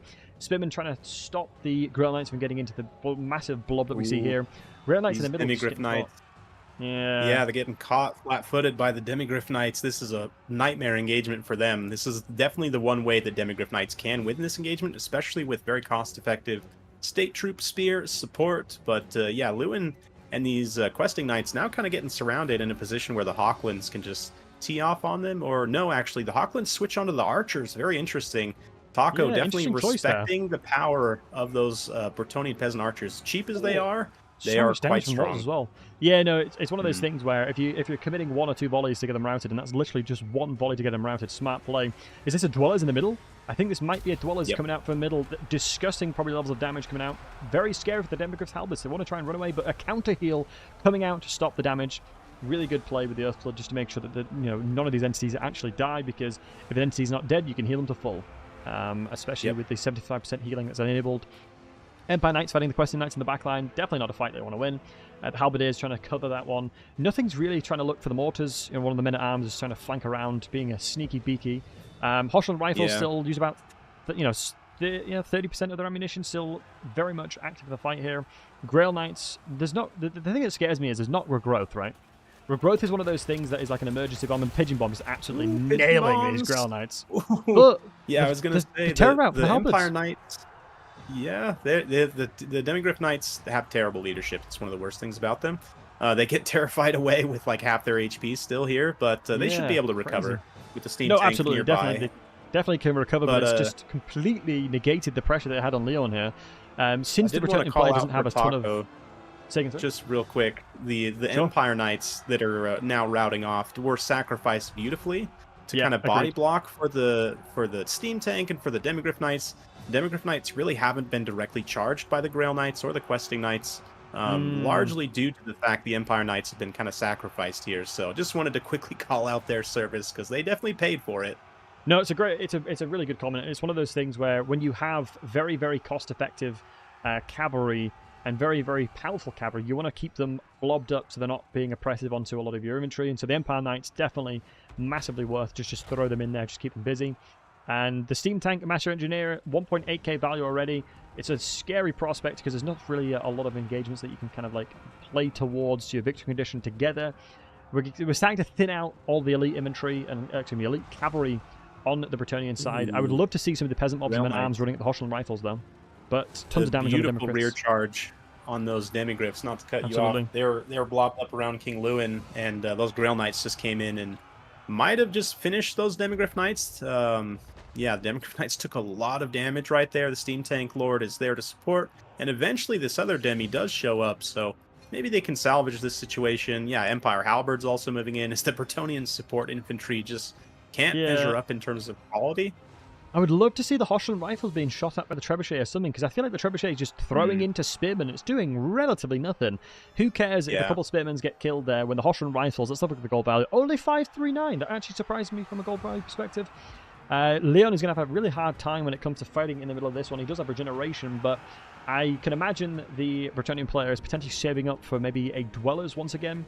Definitely a very cost-effective Dwellers there. The Empire Knights keeping the Grail Knights in battle here. Perfect Vigor obviously coming in massively clutch, but it looks like the Empire Knights most likely will win that one, especially because of the terror route. Excuse me, the routing. Yeah. Damsel Life to skirmishing in the backline of the Hoshland rifles. Definitely going to get a little bit scary because what can the Bretonnian player do against the Halberds and against the Steam Tank? They're running out of juice here. Yeah, the Steam Tank in particular, I mean, you could kill everything else, like, especially if you were to get the demis in a good Dwellers blob, like, you could potentially catch them out if Taco made a mistake, especially. But the Steam Tank, I mean, Lewin even fighting it in melee might potentially have a tough time. Like, he'd really have to be cycle charging, using sort of Corone, using all his tools to best effect. Absolutely. But, the Steam Tank Plus support, there's no way. And we see right now Balance Power tilting pretty heavily against Bretonnia as the spears finally make contact with the trebuchet out in the distance there. The mortars are keeping those archers and other units from being able to come back and assist at all. So it's looking pretty grim.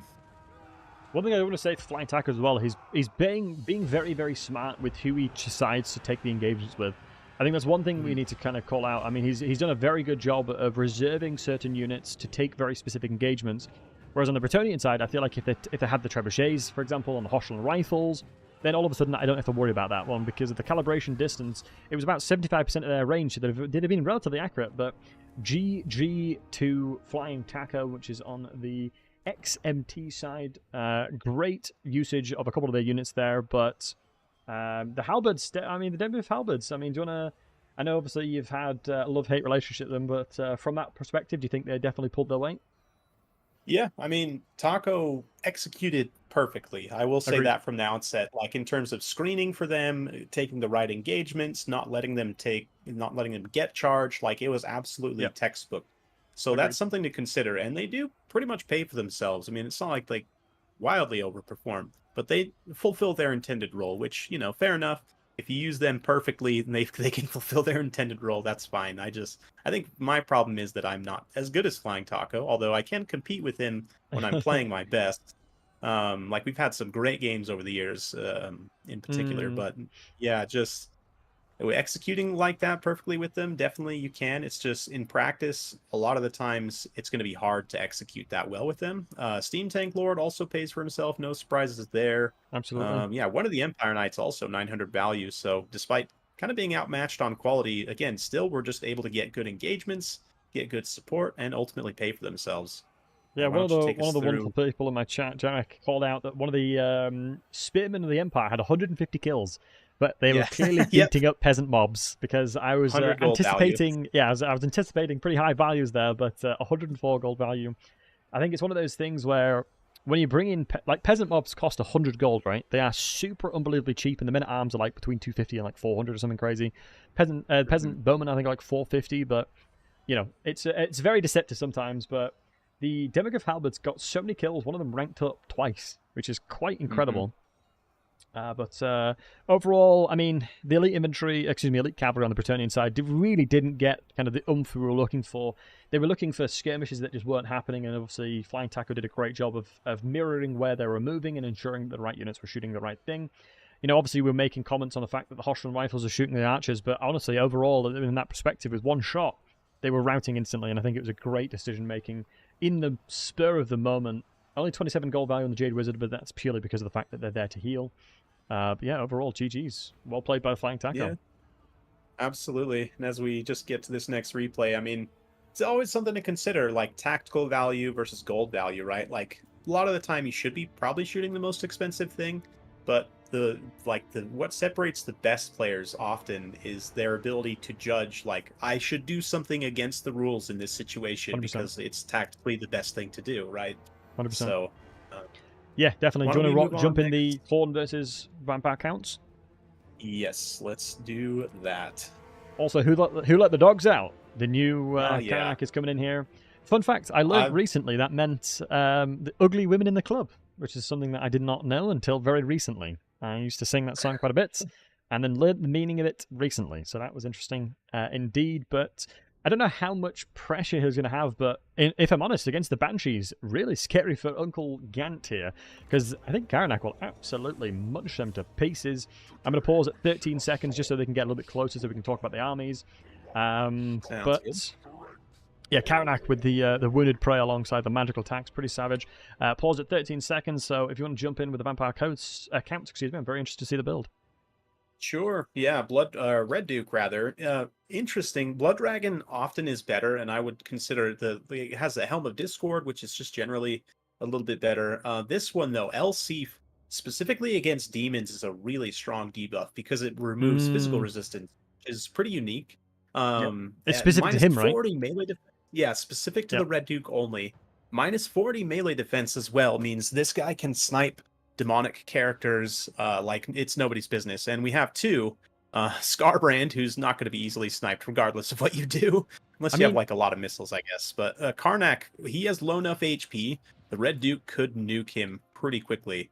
But the rest of the build here, we've got Spearmen, some Crypt Horrors. Yeah, the Cairn race are an interesting pick. Against Khorne, they have so much magic damage, I probably wouldn't. But at the same time, I don't totally hate it. Banshee as well might have a little bit of a tough time. Double Banshee, in fact, against those demonic characters. So it's interesting. He's kind of like acknowledged the demonic aspect with the Elsif, but then also brought some ethereal units. So we'll see kind of how this plays out. But I mean, Screaming Banner through the Screaming Banner, sorry, and the Banshee is a great pickup because obviously -4 leadership. I think the objective there is just to look for terror routes, but I mean, that only really works on the likes of if we jump over to the Khorne side, only really works on the Marauders of Khorne, but we do know they have immune to psychology because of the fact they have Frenzy, so it's only a threshold of that.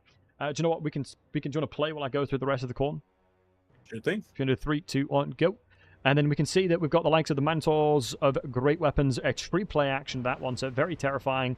The Blood Brute Gorgon coming through, and Karnak looking to choose something tasty. One of the things to also mention on the Red Duke side with the Elsif is -20% physical resistance. So Scarbrand effectively will only have armor to rely on when it comes to fighting and surviving against this one. But yeah, Cairn Wraiths, like you rightfully called out, very terrified for the prospect of them fighting, but in truth, there's very limited magical attacks. There's no demon units. You know, oftentimes when it comes to the Champions of Chaos specifically, change the meta significantly for demon factions because they can bring a lot of mortal units to the table. A Mortis Engine coming through, but let's just wait and see how Scarbrand goes. Gonna have to be a little bit careful because does Scarbrand have the Rampage, Rage and Body? He does indeed, so things can get rampaged and locked down really quickly, but obviously, like we mentioned, massive amounts of mortal units coming in with the Marauders of Khorne alongside the Mantors of Khorne due to the fact that they've got Blood Greed and they've got Frenzy. They've got a double whammy of immune psychology, so they're going to be absolutely Rita's reign there. Banshee's sitting in the middle. Interesting that the Cairn race have been sent into Scarbrand, especially with the magical attacks. Tons of damage are going to come through there, but the Cryptors are looking to lock them down alongside the Red Duke, is just hopping around, looking for the perfect engagement, but in actual fact, Mortis Engine is going to be nearby, so there's no real defined perfect engagement, really. Yeah, the Banshees almost were like chasing there, kind of baiting. Ooh, now we see the enrage. I was going to say, Scarbrand really needs to enrage, keep them in melee.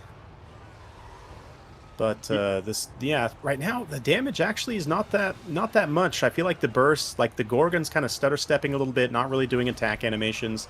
Skarbrand gets a hit there on the Banshee, but like Karnak also is just like trying to pull through, not really doing attacks, so didn't really get a lot of benefit from that Enrage. It wasn't If I'm going to be honest, sorry for interrupting you there. If I'm honest, the Enrage helped the Vampire Counts player more than anything because it pulled units in to allow for the blob fight for this Mortis engine to be activated.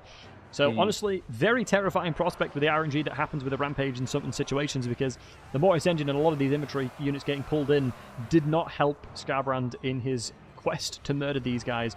The Gorgon Brute is obviously getting slapped around half HP already, and Skarbrand's obviously taking a lot of damage as well.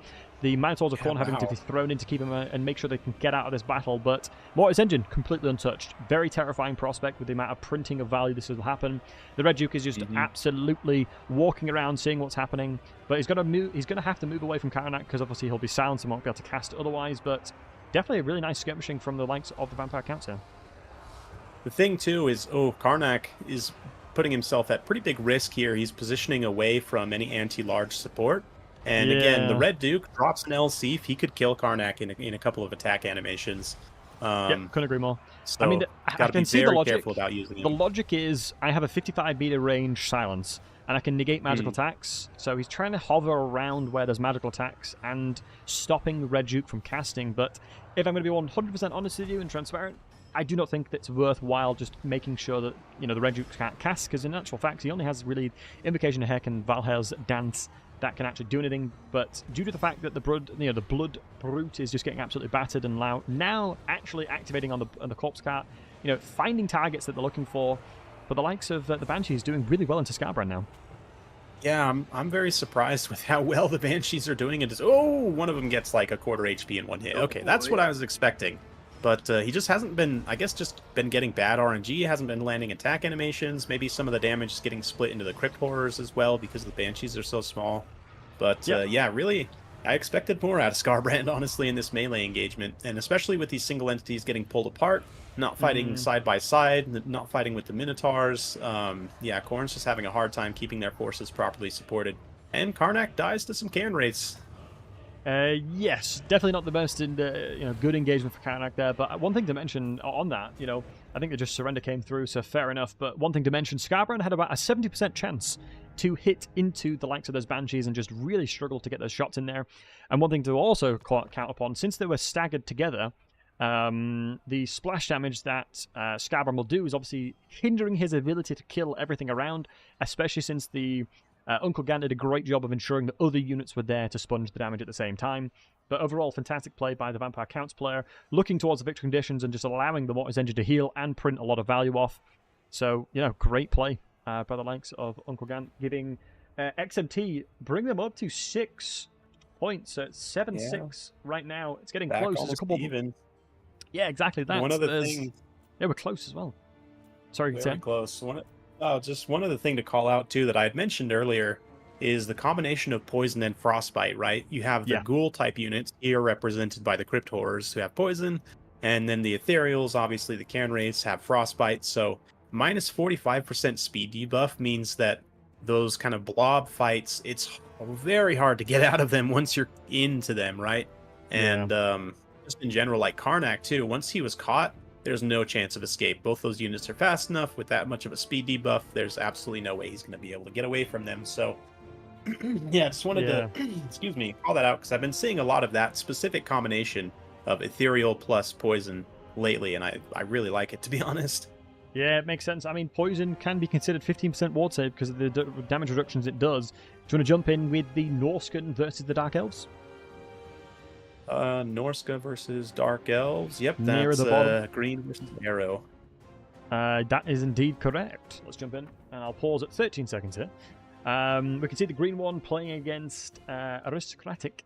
Dark Elves, obviously very impressive. One of the things that surprises me the most here is the Dark Elf player has no Medusas. That is such an insane meta pick when it comes to the Dark Elves. You almost always expect them to bring a ton of Medusas, either on the Shrine or a double Medusa opener. Very common pick that we haven't actually seen from them, so that's really interesting to see. So I'll play it out here. I'm about to get into 13 seconds, but I'm just going to keep talking about it. Felhat, since I've already talked about the Dark Elves, Felhat's coming through with his Dragoni mount. We've got a Hydra as well. I mean, we've got some exceptionally expensive stuff on the likes of the Dark Elves side, covering with a lot of the Dark Riders. I mean, oftentimes, the Doom Warlocks as well. We've got double Doomfire Warlocks, but I'm going to be honest with you guys, I do not rate the Dark Riders. I think if you're going to go cavalry, oftentimes you want to look towards the likes of the Cold Ones. Super good AP, anti-large damage. But Felhat, obviously, is coming with the Noxious Breath because of the mount, and Dreaded Duelist, giving a 24/24. Makes him exceptionally powerful when it comes to fighting. I mean, Wulfric has gone with his cavalry option again. Seems very interesting. A lot of people doing that with Hunters of Champions, definitely looking to lock down things. But we've got some Black Eye Corsairs, Tree Play opener with that one, and Dread Spears across the board as well. The Fire Mage as well coming through, which is the Burning Head and Cascading Fire Cloak, which means that Felhat, in any situation of dueling, will almost guarantee to win that one. And finally, we've got the Dread Spear RR on this side. So yeah, over to you, my friend. Yeah, for Norska, it's double, no longer Frostworm, the artist formerly known as Frostworm. Yeah. And a bunch of Skin Wolves. We've got a front line of Marauders. Looks like just basic Marauders, no champs. And Wulfric the Wanderer, definitely quite good. Yeah, the Lore of Boats is one of the best AoE damage abilities in the game. Sea Fang is just awesome.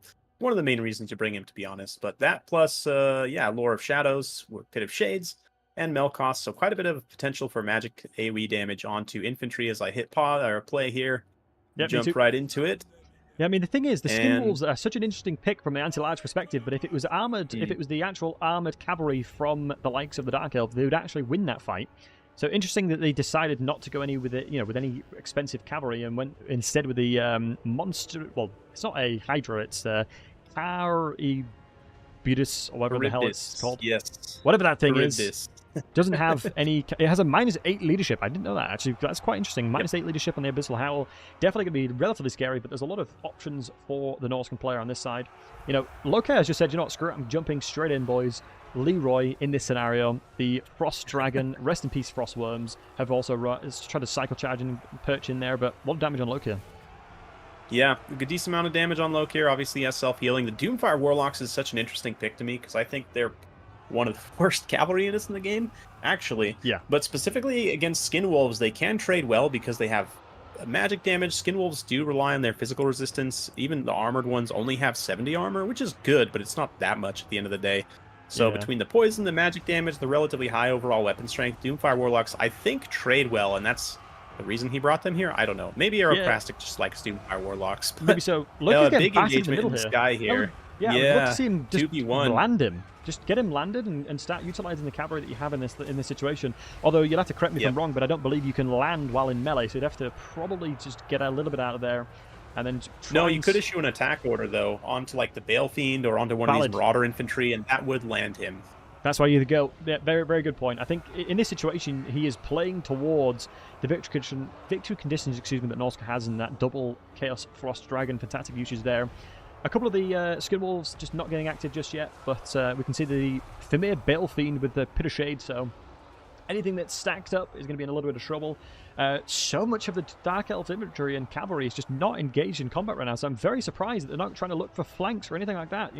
This is a situation where you can actually start taking a bit of an advantage due to the fact that the Norscan player is very staggered right now. They're not exactly conformed with their way that they're trying to be aggressive here. Fire Mage is not really looking for anything either. I mean, it could be valuable just to throw Burning Heads into the likes of the Skin Wolves to stop that healing by half. But now the Dark Elves player is starting to adjust and realize that, do you know what, boys? My Harpies are getting miasma. This sucks. Life sucks. I'm going to have to start charging in now. Otherwise, the Norscan player can start skirmishing significantly. Loki Felhat is looking for little small skirmishes as well.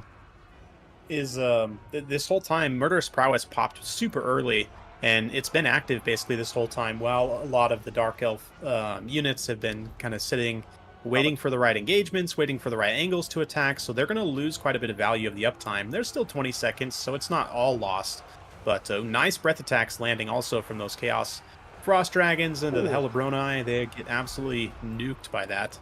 Yeah, but now the Dark Elves, the cavalry starting to come together, and I think the combination of the Dark Riders and the Doomfire Warlocks, if they get good engagements, should do well. But like here, they kind of engage and then pull back away.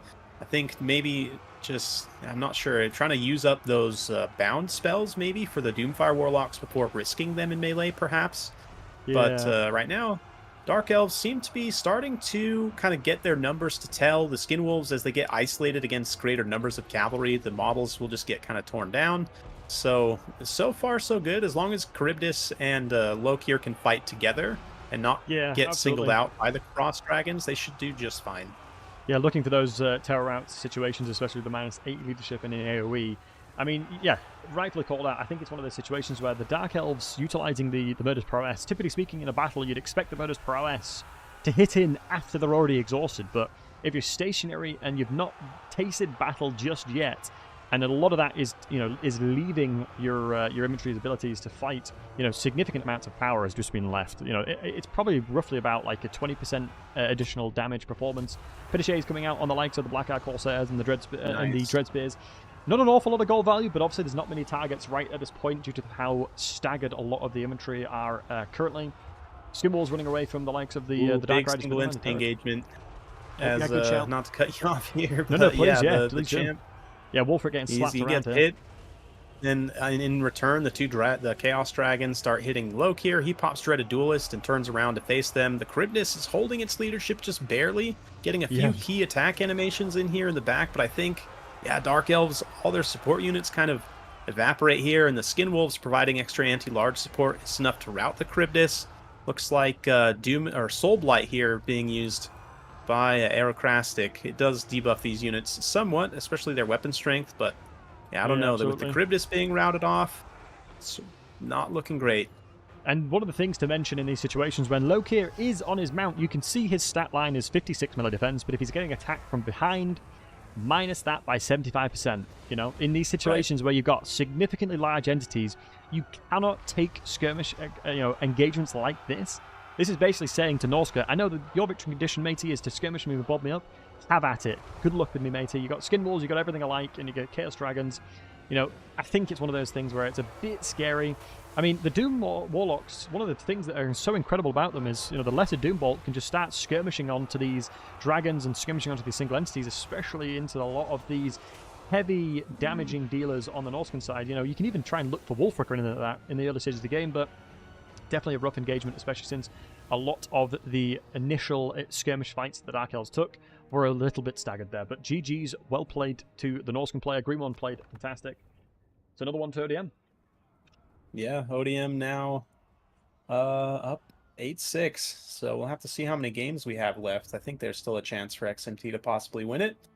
But let's see here. Yeah, in terms of the damage values, like I like some of Aerocrastic's picks, but at the same time, the Doomfire Warlocks are just like it's kind of like the demis. If you use them they're worse than the demis, I would say. In that it's much even harder because no armor, very squishy, right? It's even harder to use them well. If you do use them well, you could probably make them work. One of them gets close to paying for themselves, but just not quite enough. And then infantry-wise, mixed bag on the Corsairs. Some of them do okay.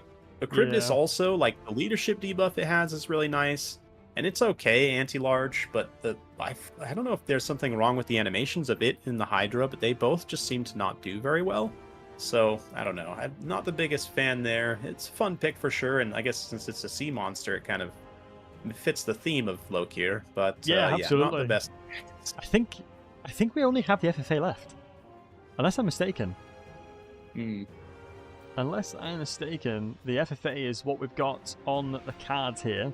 So we'll wait and see how this transpires. I mean, how does it work in FFA? Are like everyone just fighting everybody, and we'll just have to wait and see what happens?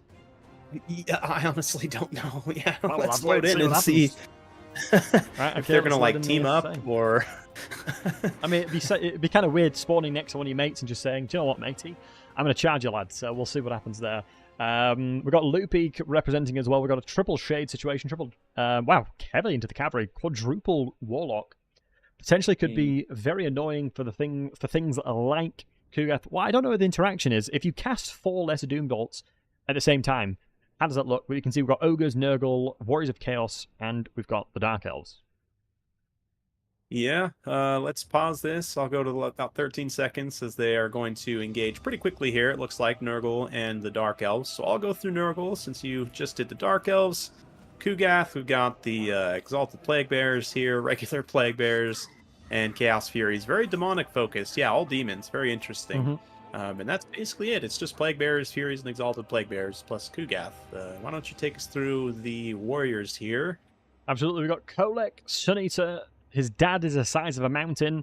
But we got a Dragon Ogre Shaggoth alongside with him and the Chaos Sorcerer of Nurgle with Fleshy Abundance. Honestly, the introduction of Nurgle into the game for the Warriors of Chaos has been such a massive advantage, especially with Dragon Ogres. Going with a theatrical army composition of Dragon Ogres alongside the likes of Kolek, which you love to see. We've got Marauders of Zinj, we've got Marauders, pretty much a pretty heavy amounts of Marauders. Mirror Guards, love the lore of that one. It was the likes of what's the Sigvald? Yeah, Sigvald basically loves to look at himself so much he made his guards wear mirrors so he can see himself at all times.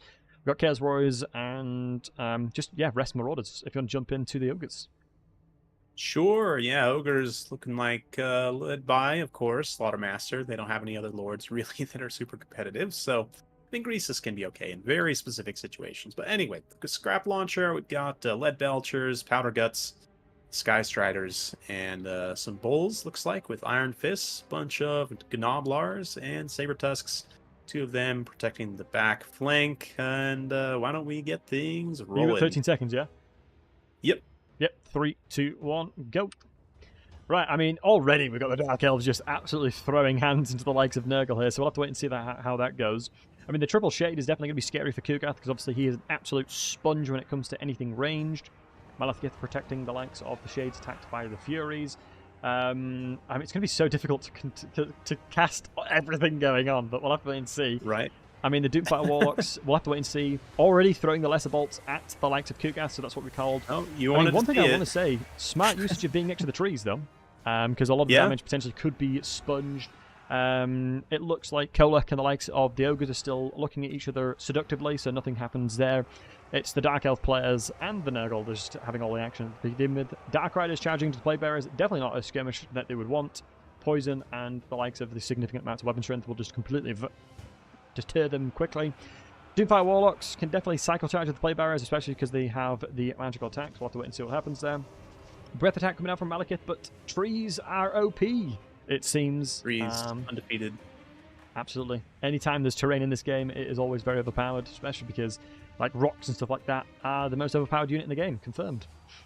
Starting to get some blasting of the Marauders, too, as they start to get close enough to the Ogres. They can shoot them up a bit as they approach. Looks like Kolek and the Dragon Ogres going a little bit wide out there on the side, but I'm interested. I almost wonder if Loopy's kind of skirmish, kind of hit-and-run oriented strategy here is meant to buy time more than necessarily, like, win.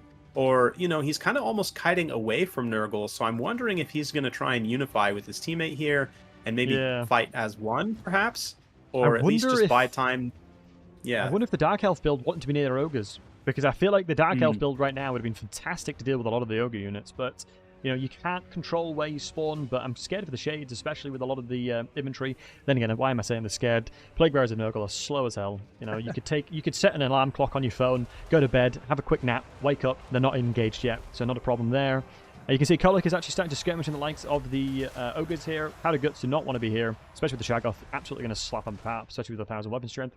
A couple cycle charges and things like that going on to the likes of the Shades, but nothing too scary, especially because the Doomfire Warlocks can bear to protect. But I think that has abandoned where Nurgle is, and we're starting to fight 2 versus 1. Smart usage of the fact that you've got mobility here. Bringing Malekith over. Yeah, then the Warriors had been struggling a little bit, and even on value, they're still, you know, the furthest behind, I would say. They're in number 4 position, but the Ogres definitely getting collapsed on very heavily here. Also gives them an opportunity to fight a lot of stuff at the same time. You can see these Sky Striders just absolutely stuck in, fighting a lot of high-value stuff. Even though they're taking damage, they're probably also racking up a pretty good amount of value as well. So let's see. Like the Dark Elf flank attack, I like it as well, but they came in to attack with a lot of light units that, like, these Bulls, too, are trading super cost-effectively against those Doomfire Warlocks. It's just a horrible engagement with the Dark Elves. So we've got some insider information here. Loopy assumed he was vanguarding onto the Ogres, which makes perfect sense. as to why that skirmish was going there. So definitely a little bit of a surprise when the absolute pure stench coming out from Kugath and Nurgles came out of there. You might have been able to smell them from a mile away, but sometimes you've got to take a risk with the Vanguard. Slaughtermaster getting pretty sizably chunked down, not very much gold value here, because obviously Kolak is an absolute unit when it comes to fighting this. Going with Dismember to stop them from getting these engagements, but a fantastic usage of the Vortex spell coming out of, I believe this would have been the Warriors of Chaos. Tons of damage coming out there. Really nice, smart play there. Being very patient, looking for that. I mean, Jesus, look at the Ogre gold damage value. Absolutely taking apart the Warriors of Chaos. But Loopy's doing a great job of supporting them here. You know, a lot of these Ogre units, especially the likes of the Lead Belchers, pumping out a bit of value here. Yes, who is the main damaging force here? Is it Powder Guts? Yeah, Powder Guts, 2,000 gold value. My goodness. A lot of units putting out of the pressure. The Powder Guts are definitely performing quite well, and we'll see. He can... I just have to laugh because I assume the Grand Army... I don't know, actually. One of them's Wicked. I don't remember which, but... He doesn't have any problem. Oh, I thought he was literally shooting the Plague Bearers. I was like, yeah, he doesn't have a problem shooting his teammate. But no, actually, it looks like he is, in fact, shooting the Shades here. But yeah, the Ogres got a lot of value kind of fighting two armies at the same time. Pulling back now so they don't lose out too much. Ooh, a nasty Soul Stealer here, hitting giant blobby units, including multiple single entities, a bunch of low model count units as well. Yeah, really nice. Yeah, that was a really smart play. I mean, it's one of those things where in opportunities that you have where things are stacked, you have to punish it. You've got to be very careful not to stack everything. Looks like the Shades are now finding opportunities to fight and to shoot. Obviously, keep in mind that they have 2 projectiles, so from a range perspective, you will near enough never beat the likes of the Shades. The Scrap Launchers chucking things over, deterring the Shades from shooting, but they obviously can pull back because of the minimum. The range of the Scrap Launcher is near enough at its maximum here. 2 Shades out of the range now, only 1 remains. Dark Riders cycling into the likes of the Marauders of Zinch. Not really an engagement that you want to take, especially because the Marauders are going to be reinforcing, blobbing up that mass, making it very difficult for the Dark Riders to actually do much there. And obviously the Chaos Warhounds coming in for the flank as well, and they only have 30 armor. Yeah, they're definitely done for. I know you said you're not a biggest fan of Dark Riders. I think for what they are, they're fairly cheap. 40 charge bonus goes up to 50 with like Murderous Prowess. They can do a lot given their cost, but they are flimsy like cavalry at the end of the day. So, but yeah, I mean, for me, it's like anytime you're in multiplayer and you're using a slot, it has to have a described thing that it's bringing to the army. And for me, Dark Riders are just garbage at everything, so oftentimes I don't rate them enough to want to pick them. Malekith's running towards the Scrap Launchers to stop the pressure happening onto the Shades. Shades are now getting into a bit of a Doom box, allowing the Doom Warlocks to start to skirmish against the Plague Bearers. As long as these Shades keep being mobile, they'll be able to print all value off, but in the middle of the fight, you can see it starting to break down into the fights where the Exalted Plague Bearers have a little bit of ammunition still. So very scary for the Warriors of Chaos side here, because they're going to have to fight into exceptionally armor-piercing damage. Missiles, excuse me. Well, especially if the Ogres have a Dismember here, they could potentially slow some of these units just to make sure that the Plague Bearers can actually get their volleys off, because right now, the Warriors are doing what they should, which is to just keep targeting the Shaggoths onto the Exalted Plague Bearers so they can't use those missiles, because they'll do a lot of damage, right? So, but Nurgle, I mean, besides their passive slows here, they don't really have anything to actively try and hold these guys back. So might be relying on a cheeky teammate. But right now, looks like the Ogres, besides the Sky Striders, are pretty much done for. But that said, the Sky Striders got some healing. They're getting into this backline area to run down what's left of the Shades, try and finish off Loopy, who is currently ahead on value. He's got Malekith still alive in the distance there, and some Doomfires chasing some routing units. But yeah. Here we go. Now we can see that Kolak is actually starting to look for Kugath. This is what we were kind of expecting to begin with. You know, the significant amounts of anti-large that you have, you want to get it into the targets that are, believe it or not, large. We can see that the Lead Belchers are still putting pressure on the side here.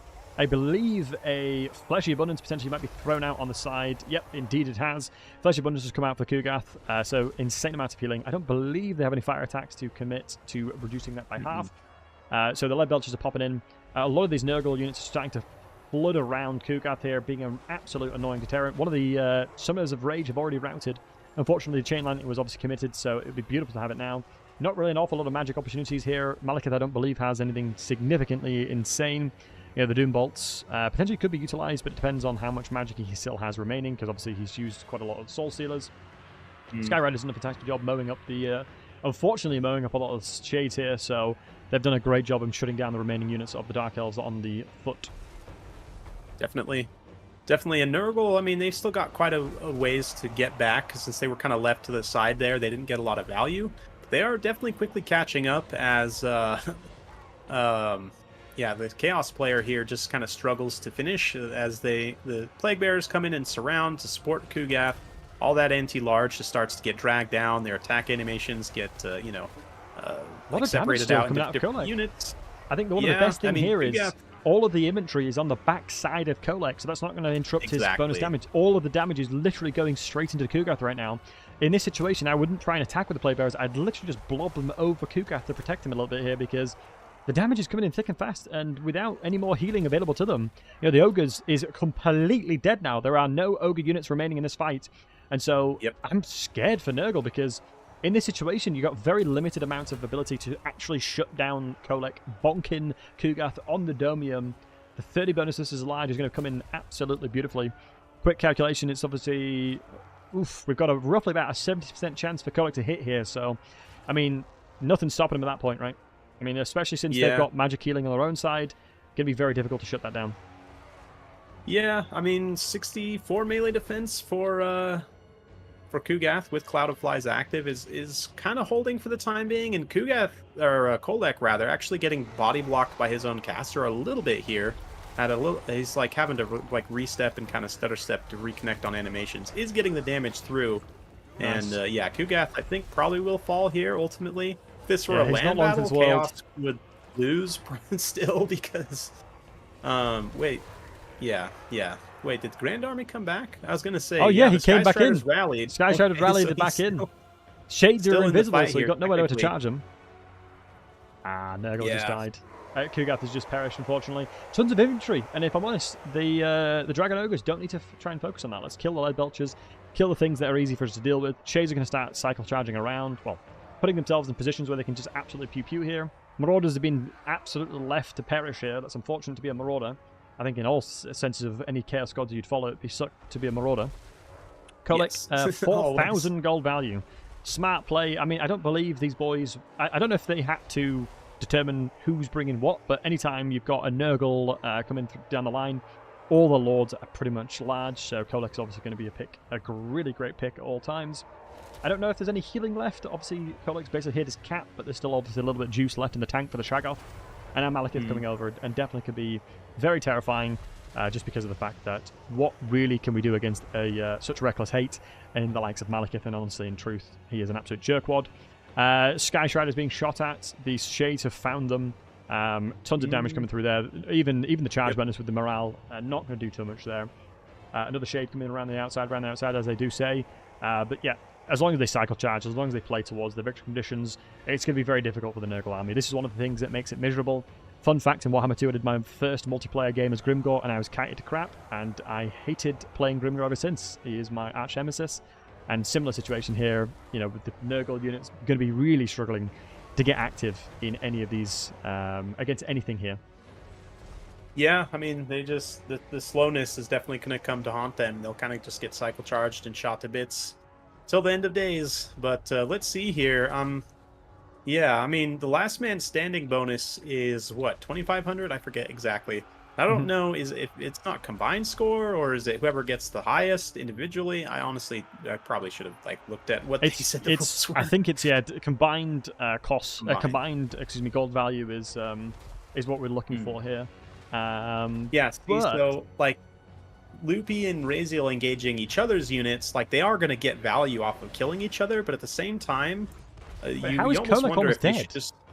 Yeah, I mean, Malekith has just been beating the crap out of him, basically, and these Plague Ogres, too. I didn't notice. I thought they were Plague Bearers, but there actually are some Plague Ogres here doing some armor-piercing damage. So that definitely makes a difference. FFA. I'm like, boys, you're ODM, stop hitting each other! But yeah, I guess the smartest thing for them to do is actually to attack each other and kill these single entities, because of the fact that Nurgle will get the gold value instead. But you are completely right in saying that if Nurgle is the one that's standing, what happens to their points? I'm going to be very interested to see. Yeah, if the last man standing bonus is enough to propel them, right now they need about what 4,000 points to equalize things. Yes. I mean, So realistically, it could happen. I'm not gonna lie, that it realistically could. could be a thing. It's so strange seeing them friendly fire like this in an FFA scenario. It's quite interesting. Definitely very interesting and tactically pretty sound, I think, too. But I'm just not sure there's enough points left on the board for Nurgle to get back Yeah. to where they need to be. But we'll see. Let's kind of, guess we'll calculate at the end. But yeah, it's been good so far. Looks like we're getting very close. The Nurgle Sorcerer being plagued by plague bears, I feel like, is just so appropriate. But Yeah, like you picked the not wrong a fun side, scenario to man. be in. That's for damn sure. A lot of routing Dark Elf Shades, which is obviously very good for the ODM side. You know, we don't want them to be getting value. Okay, turns around, Yep. recovers from that, jinxed it, so they're going to start getting some shots into Plague Bearers. They're going to crawl on over back to them. Dragon Ogre should probably try and cycle charge through these guys instead of just blobbing themselves in. So, in this scenario, attacking the Exalted Plague Bearer on the very far side is the best play there. Getting the collision damage in there, but unfortunately, they didn't go for that attack. So the charge animations didn't trigger in, and the collision damage was not had to this day. Shades recovering on the side again, shooting the Plague Bearers. I think we rightfully called out, there's not a lot of gold value for the likes of Nurgle to pick up here. Dragon Ogre Shaggoth has just routed, and the Chaos Sorcerer of Nurgle is probably going to rout because of the fact that the Shaggoth routed alongside of him. Obviously, the Lord being dead is not helping either, and being attacked in the rear obviously does not help either. Nurgle has no ability to really chase this one, so it's going to be a classic case of are you going to recover from your rout or not? So we'll have to wait and see. I mean, one thing to mention, Plague Ogres definitely have done a really nice job here. I mean, it's been an unsung unit here. 1.4k gold value. Done a great job, especially with the anti-inventory, surprising. Chopping through some of the inventory there. I'm half tempted just to start fast sorting. I'm not sure about you. Yeah, it's yeah, we probably could fast forward a little bit through this late game stage. Why don't we go ahead and hit that, just as the Plague Bearers very slowly pursue the various. Yeah, that's the reason why. It'll take like 10 years for them to get to each other. So the Shaggoth has just chased off the Plague Ogres, great idea. And the Shades are just shooting what they're able to. Looks like there's very minimal amounts of things remaining. Obviously, as the Nurgle player starts like kind of going for situations where they're not together, the Warriors of Chaos player can obviously take full advantage of this one. Looks like full route came through. Wait, I didn't see what the final points were. We end replay, does it tell us? Ooh, yep. If you go to end screen, yes. It will add the last so it does look like the bonus. ODM boys managed to clutch it up. Oh yeah, it ended up being very, very close, within unbelievably points, close. But, wow, yeah, that is incredibly close. But last man standing bonus almost pushed it over the top. But you know, very heads up play for Razilo and Loopy to kind of feed each other their value, and then yeah, on the other side there, the Ogres did a great job getting rushed down 2v1. They managed to claw a lot of value out of it. Ultimately, just weren't able to sustain through it. Took too much damage in the process, but is a very impressive defense for sure. Absolutely, couldn't agree more.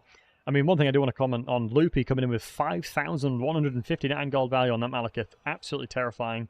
Shades did a fantastic job as well. The Doomfire Warlock, surprisingly, got a lot of value on there as well.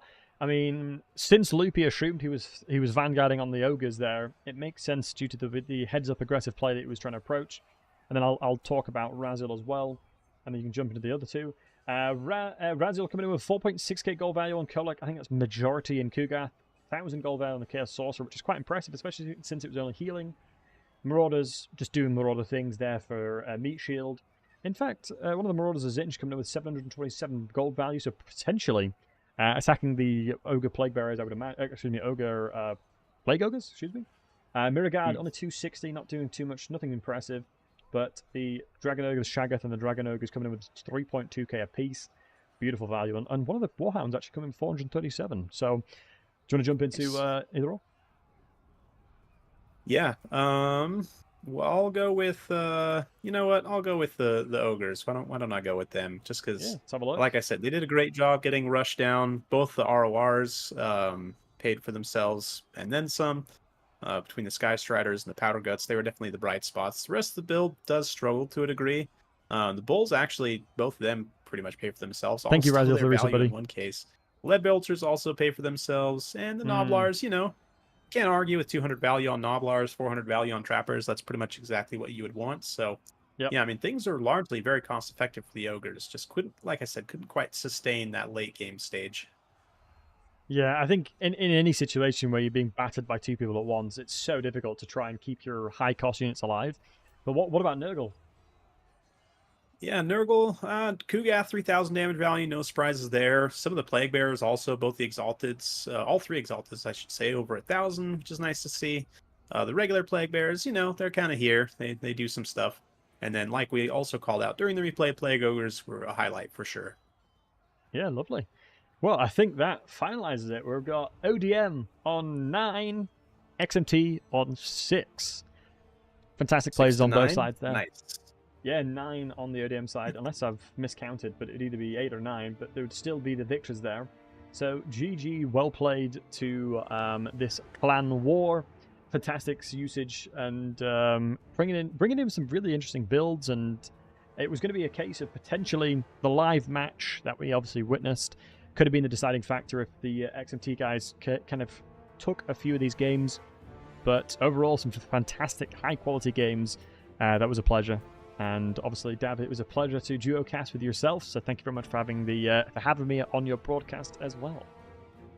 Yeah, thank you very much. It's been an absolute pleasure. Glad we got to do this. I know I had a great time when you had me on your channel before for the Domination tournament. So I definitely wanted to do some more stuff with you because it's very much enjoyable. So I hope all of you guys enjoyed as much as we enjoyed casting it for you. Big thanks, of course, to Wicked and Loopy, everyone from XMT and ODM, all the players, viewers, everyone involved. Thank you all so much. It's been a blast. Couldn't agree more. Thank you guys, and shout out once again to Wicked and Loopy for doing the organizational things. We're just the guys that just rant on a stream and talk about the units, but they put in a lot of work in the back end. But yeah, thank you very much, Dav. I hope you have a wonderful rest of your Sunday, and yeah, GG's, my friend. You as well. Take care. We'll see y'all later. Take care. Right, boys, there we go, eh? A cheeky little clan war. I enjoyed that.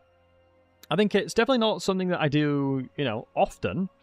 But I enjoyed a cheeky little clan war. I mean, it's definitely not what my content is known for. So I hope you guys enjoyed yourself. If you guys, like the stream, I appreciate it. But I'm gonna end it here with the beautiful, wonderful Pupper demanding attention. What we may do is get some food in me and then do a campaign stream to finish her off. But stay blessed, stay amazing. You guys are incredible. Thank you so much for your time, and goodbye for now.